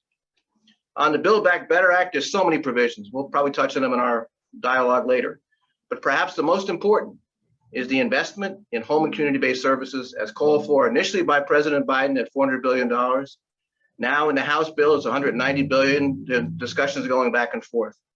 But this is what we want to focus on. This funding can make a difference in combating isolation. If you have 820,000 people on a waiting list, think about how many of them are socially isolated as a result of that waiting list. And if you have a provision that's going to add 500,000 new jobs in that space, you will doing a tremendous amount to help older adults in that space. We also in the BBB have the Elder Justice piece, the Older Americans Act funding for accessible senior centers and other infrastructure upgrades to get people back into the community setting. We also have a increase in supply of affordable and supportive housing nationwide, a $9 billion housing investment fund to increase investments in housing. And of course, we have in the House bill expanded Medicare benefits, poor oral health, dental, vision, and hearing. Every one of these conditions can contribute to social isolation and loneliness, especially poor oral health. Now, beyond these, we have other bills that have been out there that have been introduced to address social determinants of health for older adults, including benefits through Medicare Advantage and Medicaid. But I also want to mention that, as you probably have already, we have a wonderful new social determinants of health caucus started this summer by Congresswoman Bustos, Congressman Cole, Congressman Butterfield, and Congressman Mullen, to explore opportunities to improve the impact of services delivered to address social determinants that are supported by federal funding, and to amplify evidence-based approaches and emphasize collaboration across committees. So I want to close with just, since we're doing an action thing here, immediate action steps, we need to pass BIF and BBB. As big as possible, we can do it. Okay, the debt ceiling agreement, which may, I'll cross my fingers, get done today, provides the opportunity to get these bills done quicker, okay, which I think could happen. These bills are moving, unfortunately, in a downward direction on some of the funding things, but as a total shrink, we have to work to preserve as much of our priorities as possible, especially the home and community-based funding, and anything in the area of social isolation with elder justice that I mentioned before. And then finally, in terms of advocacy, a couple of points that I would want to make. One is, be at every table where issues and solutions related to social isolation and loneliness are discussed, whether it's Congress, the administration, state, or local. Get more incorporated into the cross-cutting equity issues of the Biden administration in your space. Look far and wide for best practices already going on in communities to address this issue. Keep raising awareness while keeping the issue as it is, an intensely personal, intensely local issue. Build alliances on linkage issues and who is working on those issues. And finally, empower this coalition with your continued support and find them some new members and treat this as a coalition where everybody has skin in the game. Thanks very much. That's terrific. And as I sit here and our audience sits here and listens to just the range and number of different policy opportunities that we have as a community and as a country, it's pretty incredible where we are today, and the opportunity is ours to take advantage of. So thank you so much for those remarks. A couple of questions from my end. We heard from Dr. Ye, and you just mentioned the issue of hearing devices and the challenge of not having proper Medicare reimbursement today for devices and for people who are challenged with hearing. Well, can you do some handicapping for us? What are the chances that we're going to see a benefit in Medicare move forward in this broader reconciliation package that you referenced? Yeah. That's a difficult question right now, because as the bill overall size shrinks, you start to think about what's going to go versus what's going to stay. Yeah. And you've got three benefits being considered: hearing, vision, dental. Okay, I hate to say it, it sounds crass, but we're in Washington, so I guess I can get away with it. Who's got the best political muscle? Yeah. Because interestingly enough, as you may have seen, the American Dental Association is pushing back on the dental benefit. Okay, and that's why it got pushed back to 2028 for its implementation, at least on the House side. Yeah. But I'm guessing that a voice like your coalition raising the issue from that vantage point on the hearing side could actually be could tip the scales a little bit. Yep. Because sometimes you need to get people from the outside who have a connection, but were not necessarily involved in the beginning, raising their voice at the pivotal time. And so it seems to me that when Ways and Means Committee, which has done their work, but the Finance Committee has not finished their work, some pressure should be put on them to preserve those three benefits, because again, they all connect to social isolation in different forms. And the other part that I think is important too is that Medicare Advantage, as you know, has been doing some of this. And not everybody's in Medicare Advantage. It's time for a little parity with Medicare fee for service, and hopefully that can happen as a result of this bill. I think that's absolutely right. I think we've seen an extraordinary amount of innovation occurring with the new flexibilities that are available in Medicare Advantage supplemental benefits. Right. And Humana is one of the leading members who we heard from earlier today of the coalition, and many other health plans are really innovating and providing those benefits. And if hearing and dental and vision became a part of the original Medicare benefit, it would create more space for benefits, I think, in Medicare Advantage that relate directly to social isolation on this. I think it's a really important point. But let's cut the baloney here a little bit. You talked about a number of ideas, and they're all, I think, really exciting to all of our audience members and participants today. What's actually going to happen? Let's talk. We want to talk about action. Where should we be putting our resources? What are the top three issues you think that actually we could get across the finish line this year to get the resources we need for people who are isolated and lonely across the country, and not just those who are older, but all Americans? Correct. Okay, let me start on the executive branch side. Okay, monitor the implementation of the social isolation screening language in ACL, Administration for Community Living. Make sure they do it right. Make sure you have input. Make sure they understand the issue from your perspective. Okay, because you understand the importance of screening. I also think that something just popped up on my screen here. On the immediate side, the Build Back Better Act. I mean, name your provisions that you think are important, and make sure we come out with the strongest possible bill. I believe, for example, the $4 billion in elder justice, since both Chairman Neal and Chairman Wyden introduced bills to accomplish the same thing, and they deserve tremendous credit for what they've done in this area. Having them both on board theoretically makes it possible. And sometimes in the world of 3 trillions and 2 trillions and stuff, $4 billion isn't a whole lot of money. But what you have to explain what's an investment versus an expenditure. And pretty much everything we've talked about today is an investment in somebody's improved, better life, lowering healthcare costs and the rest. So again, push the BBB as hard as you can on home community-based care, elder justice, implementation of the social isolation screening language. And of course, there's some other things in the Older Americans Act, in the Build Back Better Act too. But I think the HCBS and elder justice are the most important immediate work to do. Terrific.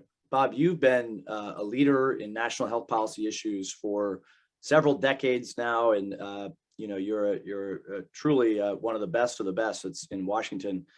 As you reflect on your many years in healthcare policy and in politics in Washington, have you seen an issue that this quickly gained steam and gained attention and gained potential for action. I mean, we were able to, as a community, because thanks to bipartisan champions on Capitol Hill, actually get language into the Older Americans Act and have it signed into law. We now, thanks to your leadership and the leadership of the Elder Justice Coalition, we've got language, bipartisan, bicameral, that's moving through both houses of Congress. I'm very optimistic about the future. Are you? I am. And going to your first part of your question, I think the very fact that you formed a coalition was the right thing to do. Okay, because unless you dedicate resources and time and effort to a specific issue, it gets lost in the shuffle. Okay, people need to know there's something they can turn to, a resource they can turn to if they want to become champions as members of Congress. And that's one thing that your coalition's done very well.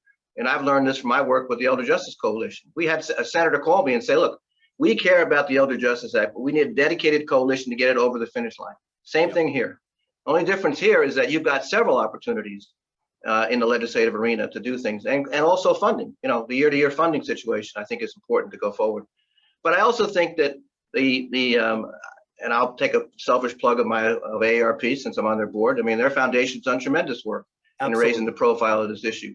But at the end of the day, think about this, and Andrew, you know as well as anybody, issues that have a grassroots foundation, if you will, where they are really local in nature, very personal and local in nature, have a tendency to rise to the national level because people will tell stories, people will make situations come about, and that automatically changes. Anytime you can localize and humanize an issue, you're always going to do better in the policy world. And you've done a great job, and your coalition has done a great job in that area. My final question for you, Bob, thank you. And this is just really appreciate this time together in our audience hearing from you. Grassroots has come up multiple times in our discussion today so far. What's your advice to everybody listening today and everybody participating? They've already taken one important step, which is join us today and hear from all the national and global leaders that we've had as part of this conference. But it's named Action Forum for a reason, which is we want to get some work done here together. What is your specific advice for people listening today across the country and across the globe for interacting with policymakers? How can we engage everyone here and beyond to get these issues done? What's your advice? Well, my advice is they need to make the local connection with their member of Congress and as early as possible, okay? And they need to do it in such a way where they start the process early, okay? I mean, first of all, there's so many new members of Congress getting elected every 2 years. They are wonderful training grounds, if you will, for advocates. Get them educated early and have them on board early, okay? Also, connect it locally. Okay, when we do advocacy on elder justice, there are sadly cases every day in the news about elder abuse cases. When we go advocate on the Hill, we bring fact sheets up, but one of the sheets always has a news clip article from that district or that state that talks about the issue. Suddenly, it's a local issue.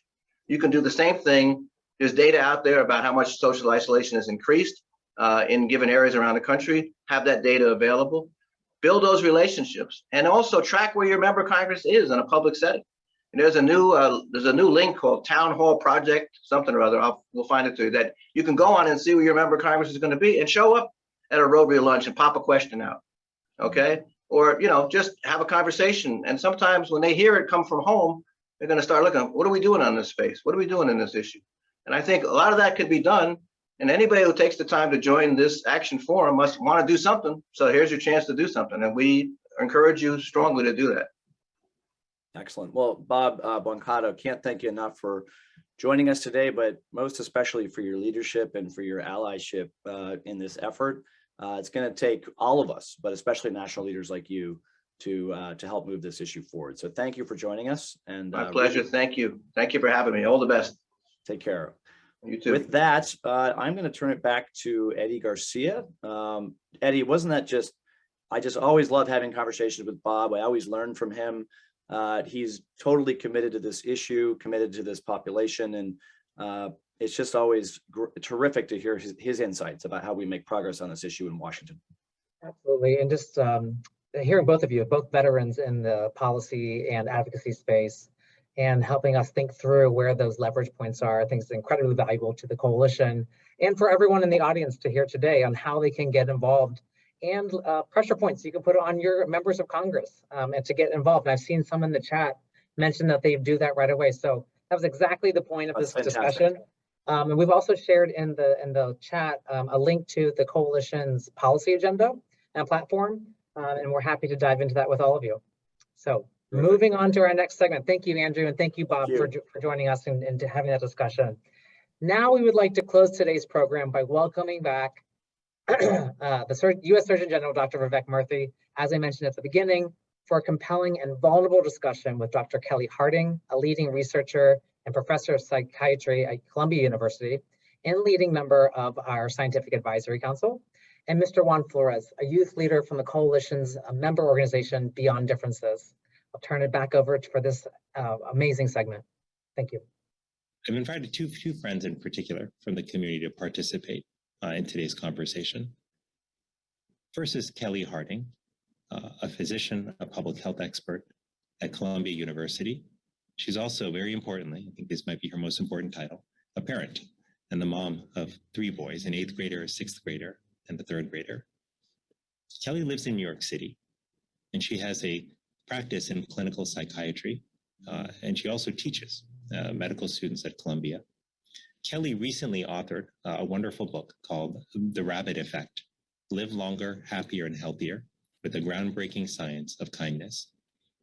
It's a book I think is extraordinarily important given just how fundamental kindness is to our well-being as a society, but also to building the kind of connection that we're talking about today.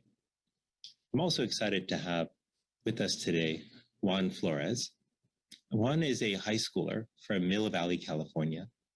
He's on the National Teen Board for Beyond Differences, an extraordinary organization that I got to know over the years, and one that is doing really, really impressive work in helping to build community and connection among students, not just in the Bay Area, but all across America. Juan works with fellow youth activists from around the country to really address social isolation and to work on that culture piece we were talking about earlier, to create a culture of belonging where people are celebrated for their authentic selves. Juan is a proud son of Mexican immigrants, and I'm really happy to have him with us today. So to start off our conversation, Kelly, maybe we can start with you. I wonder if you can just tell us a little bit about what the pandemic has been like for you, especially as the parent of 3 young children.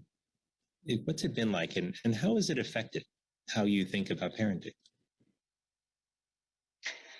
So let's see, in every single way possible. I know you have kids as well, so it's been transformative in that sense. So we had, like so many fellow people around the world, a loss with the pandemic. Right out of the gate, we lost my dad in the early days, and so the rest of our pandemic experience has been with that in mind, and learning how to live with someone who was without someone who was a daily presence in our lives. And that was certainly something for the kids that we've had conversations that have been really deep and meaningful, and we've continued to figure out ways to go on. So it's interesting now too. I feel like I'm hearing this from a lot of people, and I know we've experienced in our own family, as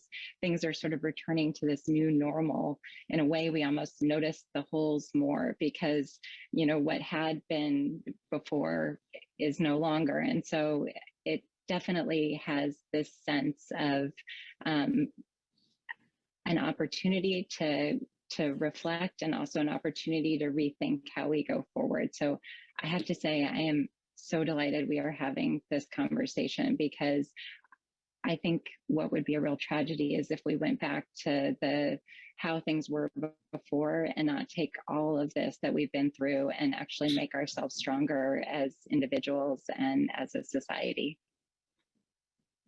Well, Kelly, first of all, I'm so sorry about your father. I mean, what a huge loss. And I'm sorry for that loss and for everything your family has gone through. This has been one of the great tolls of this pandemic, is we've not only lost our way of life in so many ways, but we've lost the people we love. Nearing 700,000 people, in fact, that we've lost in the country, which is just really heartbreaking. My best wishes and condolences to you and your family. Juan, I want to also bring you into this conversation. And to think about, I mean, you come from such an interesting perspective because you are a young person going through the education process, seeing the system from the inside out, but you've also been working hard to shift the culture and practices in educational institutions to make sure that we build that culture of connection we need, frankly, more broadly in society. I wonder if you could tell us a little bit about your personal experience of the pandemic one. How has it been for you, for your family?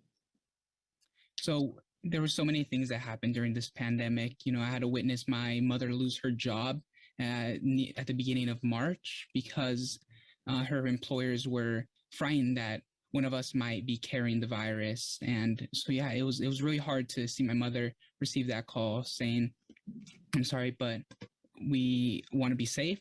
We want your children to be safe. We're going to have to let you go. And I remember my mother just crying. I had to be alongside her to witness that. And I told her, Mom, don't worry, I'm here. I'm going to support you. And as a result, my mother was contacting friends to see if they knew anyone that was looking for someone to get their house cleaned or to have someone take care of their children. Because as a result of the pandemic, a lot of us switched to distance learning. So the kids were in the house often. And my mother did not give up immediately. She kept looking for the perfect family to work for. And so I remember having to translate an hour and a half long conversation from Spanish to English, then from English to Spanish, just so my mom could get a new job. And luckily, she was able to get that new job, and now she is working with that family as of now. Wow, what an ordeal to go through. Wow. I'm so sorry to hear that. When you were speaking, I was just envisioning you by your mother's side, comforting her when she got that call, and how fortunate that she has you and had you then to comfort her and support her along the way. It's a different kind of loss that you're speaking about, but also a very deep one. To lose security, to lose, one's ability to support one's family, that is not easy. I'm curious, as you think, Juan, about what young people have gone through across our country during this pandemic, disruptions in school, uncertainty about when they're going to be able to see their friends again. Tell us a little bit about how you think young people may be thinking about social connection and human relationships in this moment. Like, how do you think the pandemic has affected that? So thank you for bringing that up. So I am currently a high schooler, and I remember that once we shut down for 2 weeks because of the pandemic, which ultimately extended to over a year and a half of distance learning. Within that period, many students were confused. We were alone. We were in this bubble during the pandemic that we just couldn't seem to pop because we didn't have anyone to go to, like physically, because we were all scared of, getting infected with the virus. And so with distance learning, we came to Zoom calls, and instead of, maintaining that the same connections we had in person and doing the same thing virtually, it just wasn't the same thing because we had the ability to turn off our cameras, mute ourselves. And we reached a point where we just forgot how we saw each other, how our voices sounded, what our names were.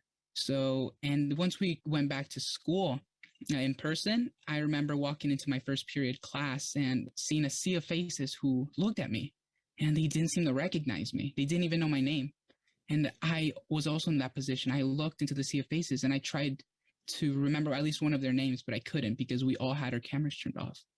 And it was just heartbreaking because it was like stepping into a new world, and I just felt isolated. I felt like I didn't know anyone, but I also knew that I wasn't the only one that felt that way. Wow. And Kelly, I see you're nodding your head. It sounds like this is an experience that sounds very familiar to you. And I'm curious, as you think about what Juan said and the experience that young people have had, like, what's it been like for your kids during this time? And more broadly, you see patients and are seeing people from all walks of life who are experiencing the pandemic. But I'm curious what sort of experiences you're hearing about, but also what kind of lessons like you're gleaning from their stories about maybe the lessons that we can apply to our post-pandemic lives. So first of all, I would say that there's been, especially as we're entering the fall and, many back in the classroom situations, it's awkward, right? And it's awkward on so many levels. And even, I find myself feeling awkward, and I typically am a very social person. So and I know I've seen it with my kids too, forgetting people's names is very common. And it's interesting because we're all sort of collectively going through this work in progress together.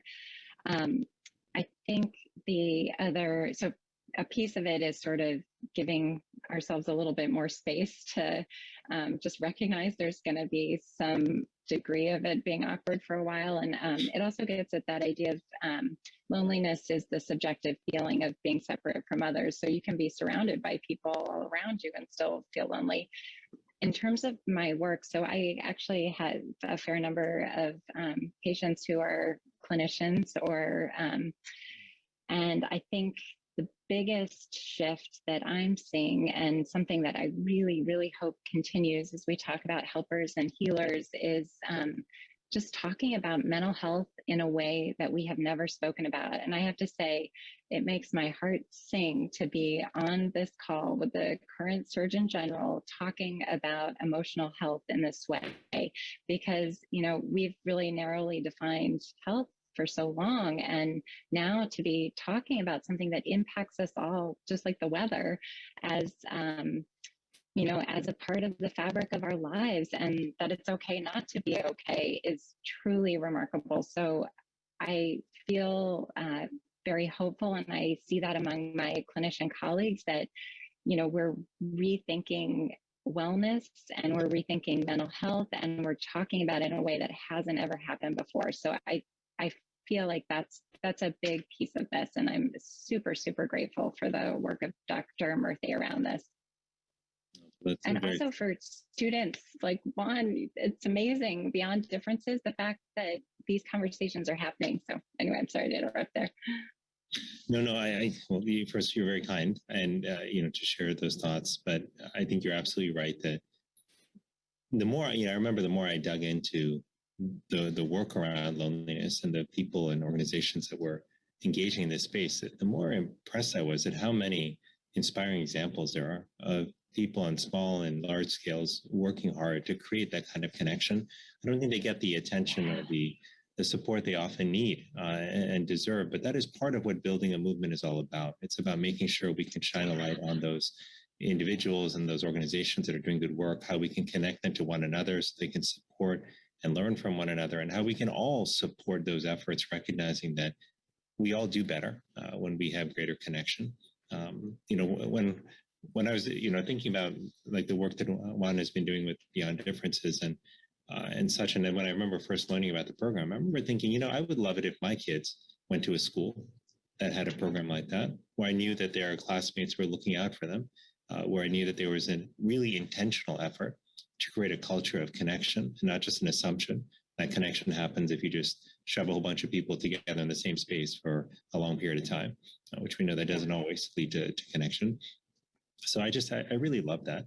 And, Juan, I'm wondering if you could also just, reflecting on some of the experiences you've had and what you're seeing, especially with your peers, if we want to create that true culture of connection in our schools and our universities, what are the key things you think we need to do to make that possible, to make it sustainable, recognizing that some of our challenges aren't just structural, but they have to do with stigma, with the fact that people often think that loneliness means you're a loser, the fact that, we live in a largely extroverted culture, right, which can make introverts feel like they're somehow socially deficient. But I'm curious, what do you think we have to do more broadly to create that culture of connection in our institutions of learning? So I would have to say that we have to celebrate our authentic selves. We should not shy away from fearing these extroverts that we should celebrate our authentic selves. We should not have to change who we are just so we are accepted in a particular community. I remember going through this experience myself because I come from a family where my father was an alcoholic And as of 3 years ago, my mother parted ways from him, and my mother had to find jobs like cleaning houses and taking care of other people's children. And as a result of that, I often felt ashamed to have a mother that did this, because I went to school where most of the students' parents were doing business deals at the top floor of a San Francisco building. And so whenever I tried to engage in a conversation with one of the students, they would often tell me, "What would your parents do for a living?" And I'd tell them, "Well, my mother cleans bathrooms for a living." And they just look at me, and then they just confused. And they're like, "Oh, okay." And then, from that point on, I try to just shy away from embracing my true self, from embracing the family I come from. I feared embracing the background I came from. But as I began to share this experience with my mother, I began to notice that I should take more pride, because my mother doesn't just clean bathrooms. She is resilient. She is hardworking, and that I should be proud that my mother is hardworking. And from now on, every time someone asks me, "What do your parents do for a living?" I just show them my authentic self. "Well, my mother cleans bathrooms." You know why? Because she's a hard worker. She is resilient, and she has 2 children that are bound to go to college. That's why she cleans bathrooms. Wow. I just wanted to spontaneously applaud when you said that. That's powerful. What you just said. It's really, really powerful. And I hope your mom has heard you say that before, because I imagine how proud she would be to hear her son saying that and affirming her contribution to society in that way.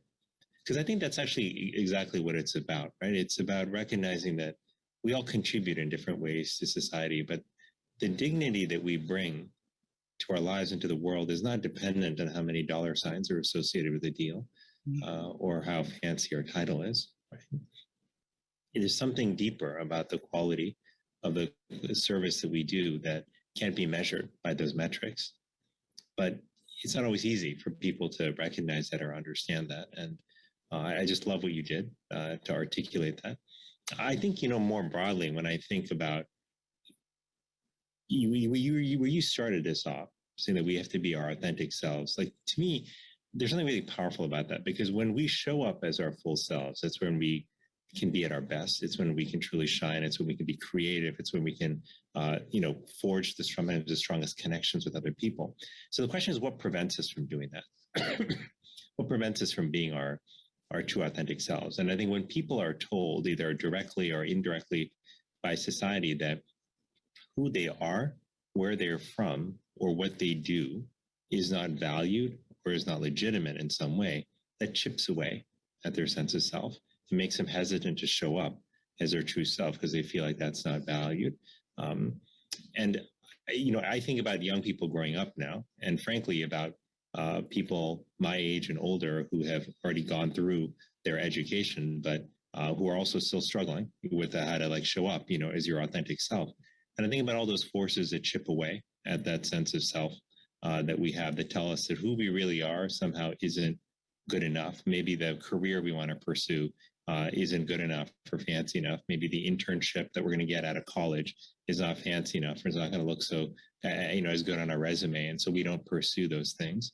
But anyway, I think that as we think about this, the subtle clues that we send people as to whether or not their choices and their background in their life are worthwhile are often quite subtle, right? It's just, think of the reaction that kids had, like when you told them that your mother cleaned bathrooms, that awkward pause, that look of doubt or concern, or perhaps in some cases, and I felt this, in my own experiences as a child, feeling like I was sort of looked down on or ridiculed by people who didn't like my background, like that feeling of pity, like, oh, that's too bad, like that, they have that kind of life. And so when I think about those kind of experiences, it reminds me that in very subtle ways, we can convey either disdain or encouragement, in our own reactions. And to me, that means that we all have power, right? We have extraordinary power to lift people up, to remind them that who they are and their unique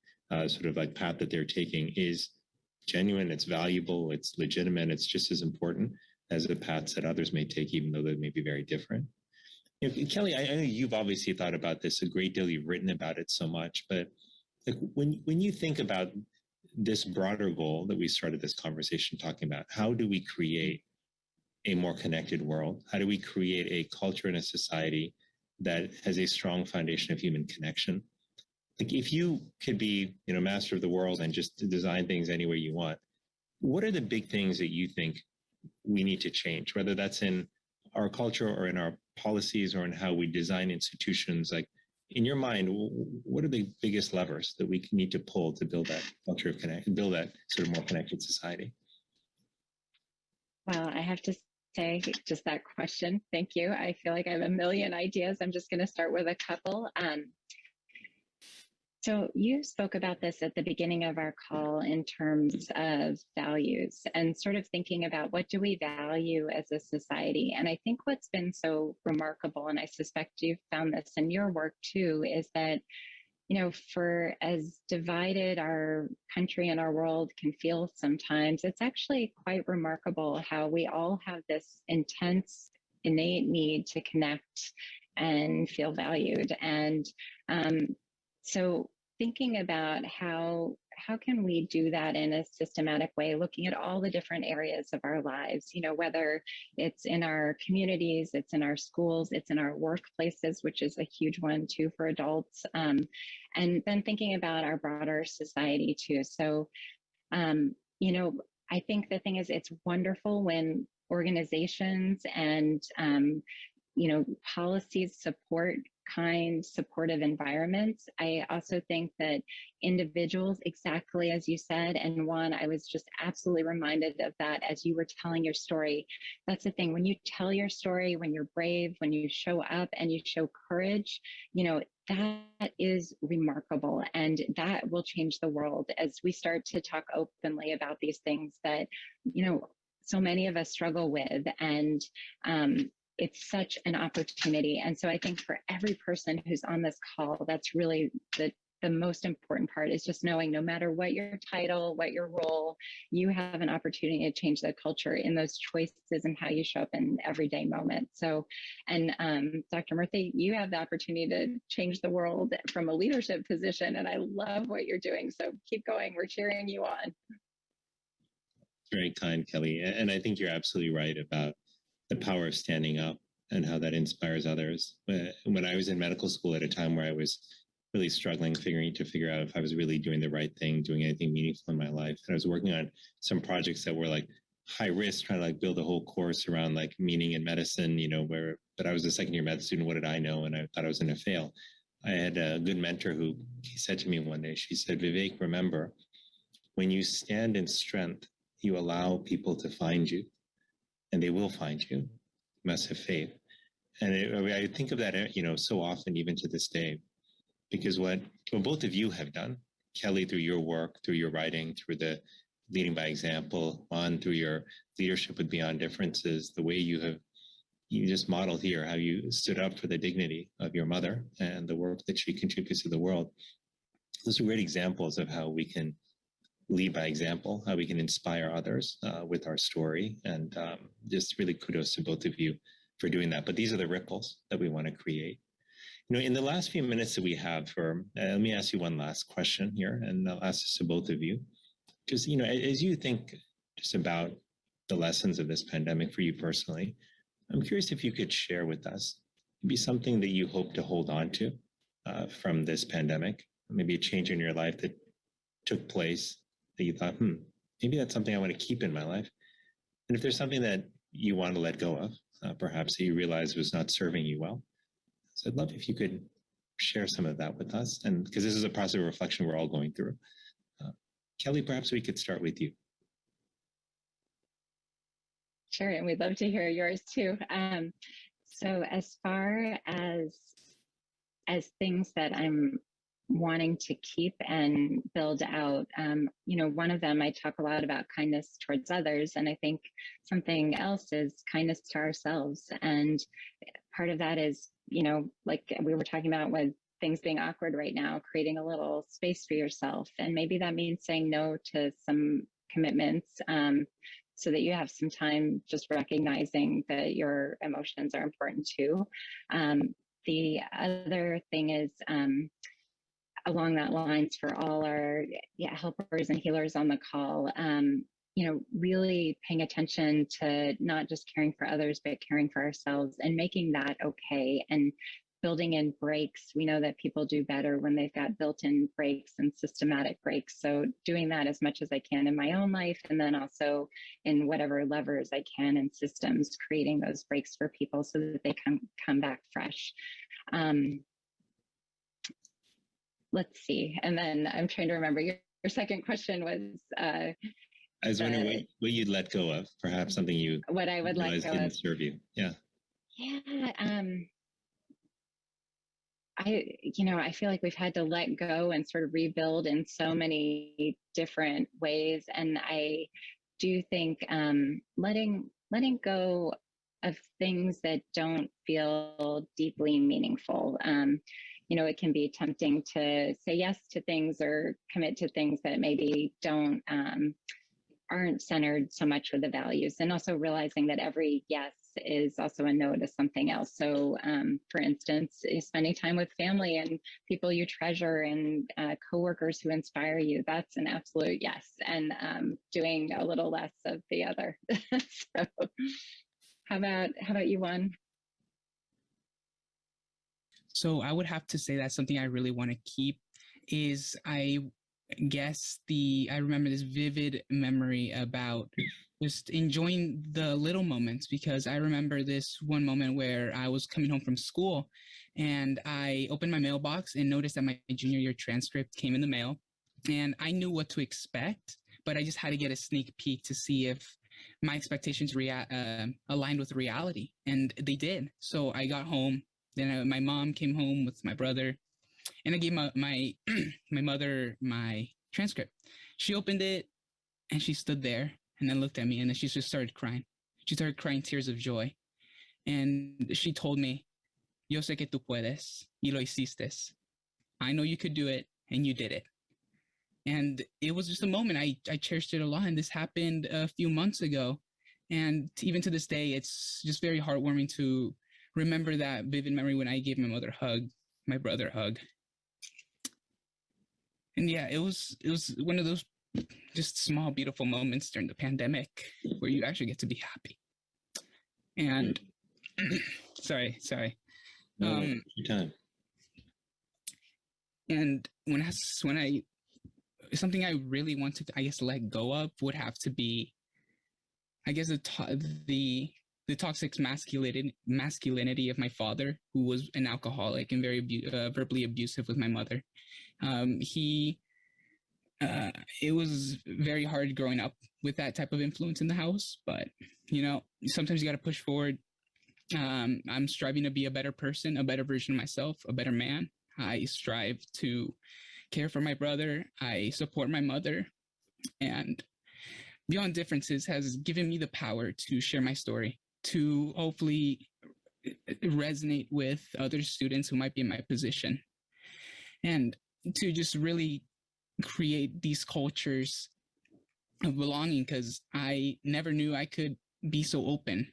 I never knew I could share my story. And I know there's a lot of students who just keep these stories to themselves when they could be talking more openly about it. They can resonate with me, they can resonate with others, and together we can come together to, I guess, give more power to our voices. And yeah, that's what I would have to say I want to do. I want to uplift my community. I want to lead change. And yeah. That's incredible, Juan. Thank you for being so honest and so open. And thank you, Kelly, as well. To ask, I would say for me, the things that I would keep would be proximity to family. I was blessed to enjoy that for 18 months during the pandemic, to be with my sister and my mother and my father and my grandmother, along with my wife and 2 small kids and 2 cats.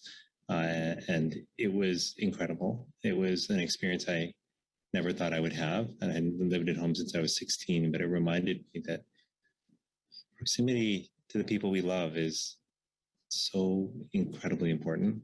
It's invaluable. It's the thing we can't get back. And I want to build my life around that. The thing I want to let go of is actually traveling as much as I did for work, to be honest. I realized that the amount of time I spent on planes and trains and automobiles, to quote a 1980s or 90s movie, that was time I wasn't spending with my family and with my friends. And Kelly, you said it beautifully. Every yes to something is a no to something else. And I've resolved that I want to spend less time on the road and more time with the people I love. And that'll come with sacrifices, but to me, that's a key part of living a life that's really centered around people. This conversation, I got to say, in addition to the content that we talked about, just the feeling of this conversation, being able to talk to both of you about what's close to the heart and what really matters, what feels like it's at the center of what we need to do to really build a stronger, more fulfilling, just happier community in our country and around the world.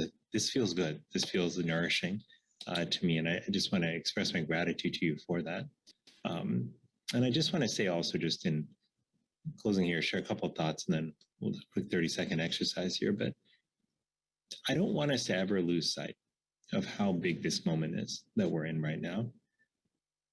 The moments like this don't come along all that often, where people broadly, nearly everyone in society has gone through this profound experience of the pandemic. We may have experienced it differently, but we've all experienced it deeply. And this moment gives us a chance to rethink the reality that we want, to rethink what kind of society we want to live in. And so I find myself thinking about what we are going to do with this moment. You know, some years ago, I remember at a conference with a good friend who was telling me, during one of the breaks, about this extraordinary experience she had being part of the March on Washington many, many years ago with Martin Luther King out on the National Mall in front of the Lincoln Memorial. And I was fascinated listening to this conversation. And she talked about how incredible that moment was, about how important it was for her to show up, to stand up for values she believed in, for a cause she believed was just. And how years later, she was able to tell her kids and now her grandkids about how she, as a young woman, marched with Martin Luther King and thousands of other people for a cause that she truly believed in, a cause that ultimately helped change the America that we know for the better.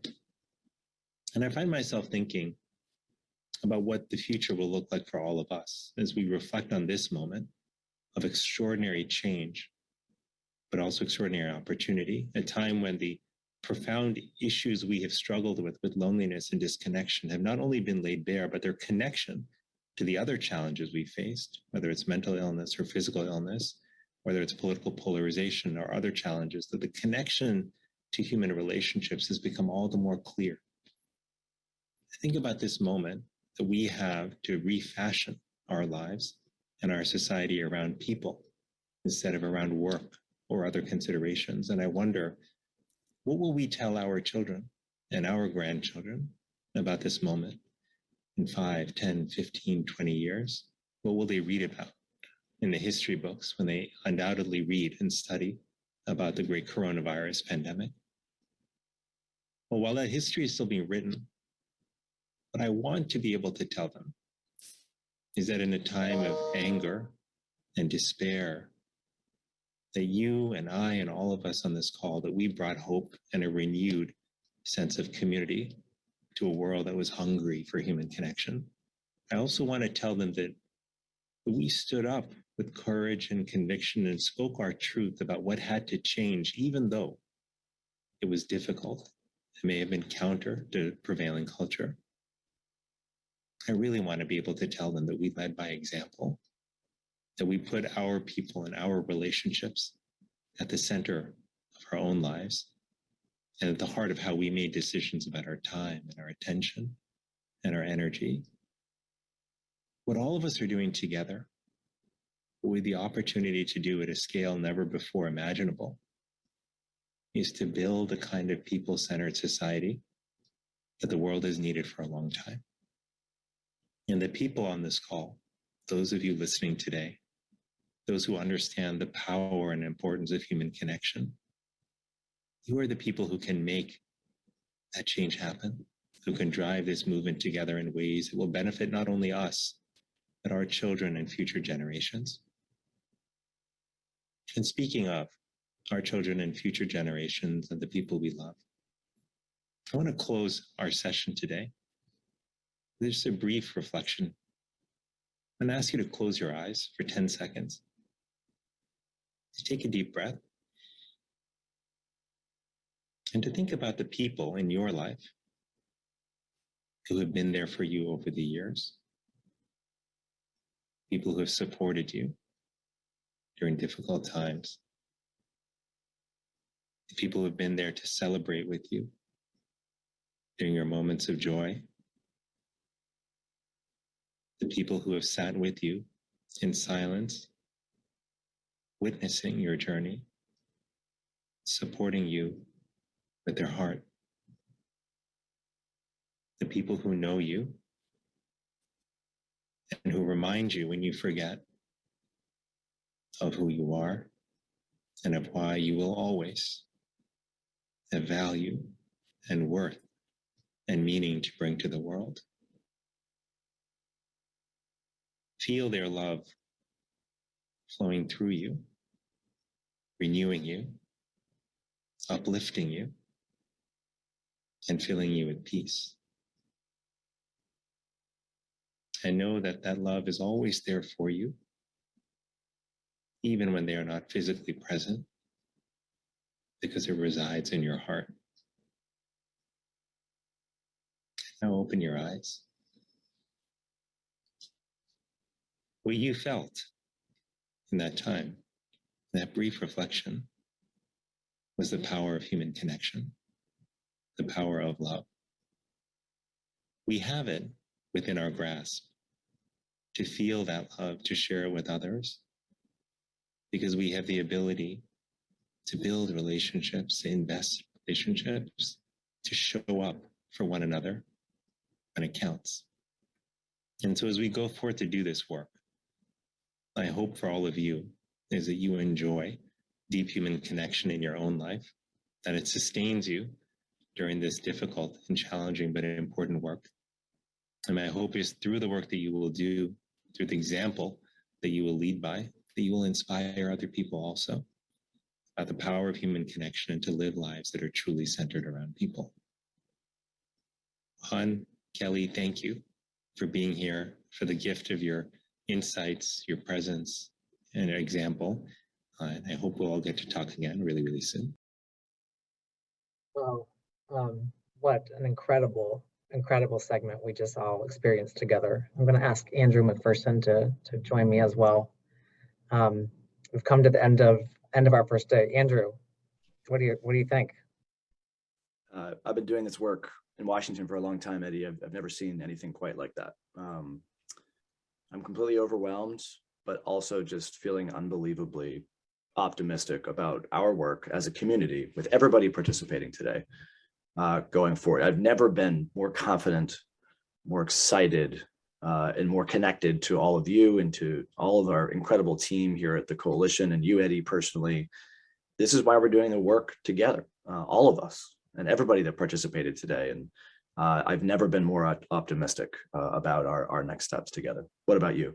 Yeah, I'm just blown away by the vulnerability of what we just saw, but also more so by all of you.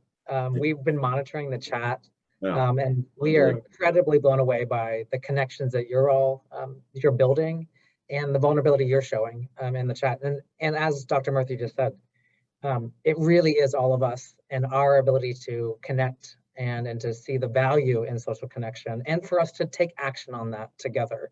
That's going to make that difference. And that quote he had, "When you stand in strength, you allow people to find you," will resonate with me, for the rest of this year for sure. So I'm just so grateful for that experience and for the lineup of speakers that we had today, and looking forward to tomorrow. Very much looking forward to tomorrow. Dr. Murthy talked about leading by example. All of our speakers today and tomorrow, and each and every one of you are leading by example by being here, by supporting each other and supporting this critically important work, not just here in the United States, but globally as well. I can't thank you enough. And Eddie, we'll see everybody tomorrow at 11 a.m. Eastern time for another really exciting day of our 2021 Action Forum. Thank you so much for being here. Thank you, everyone. Bye-bye.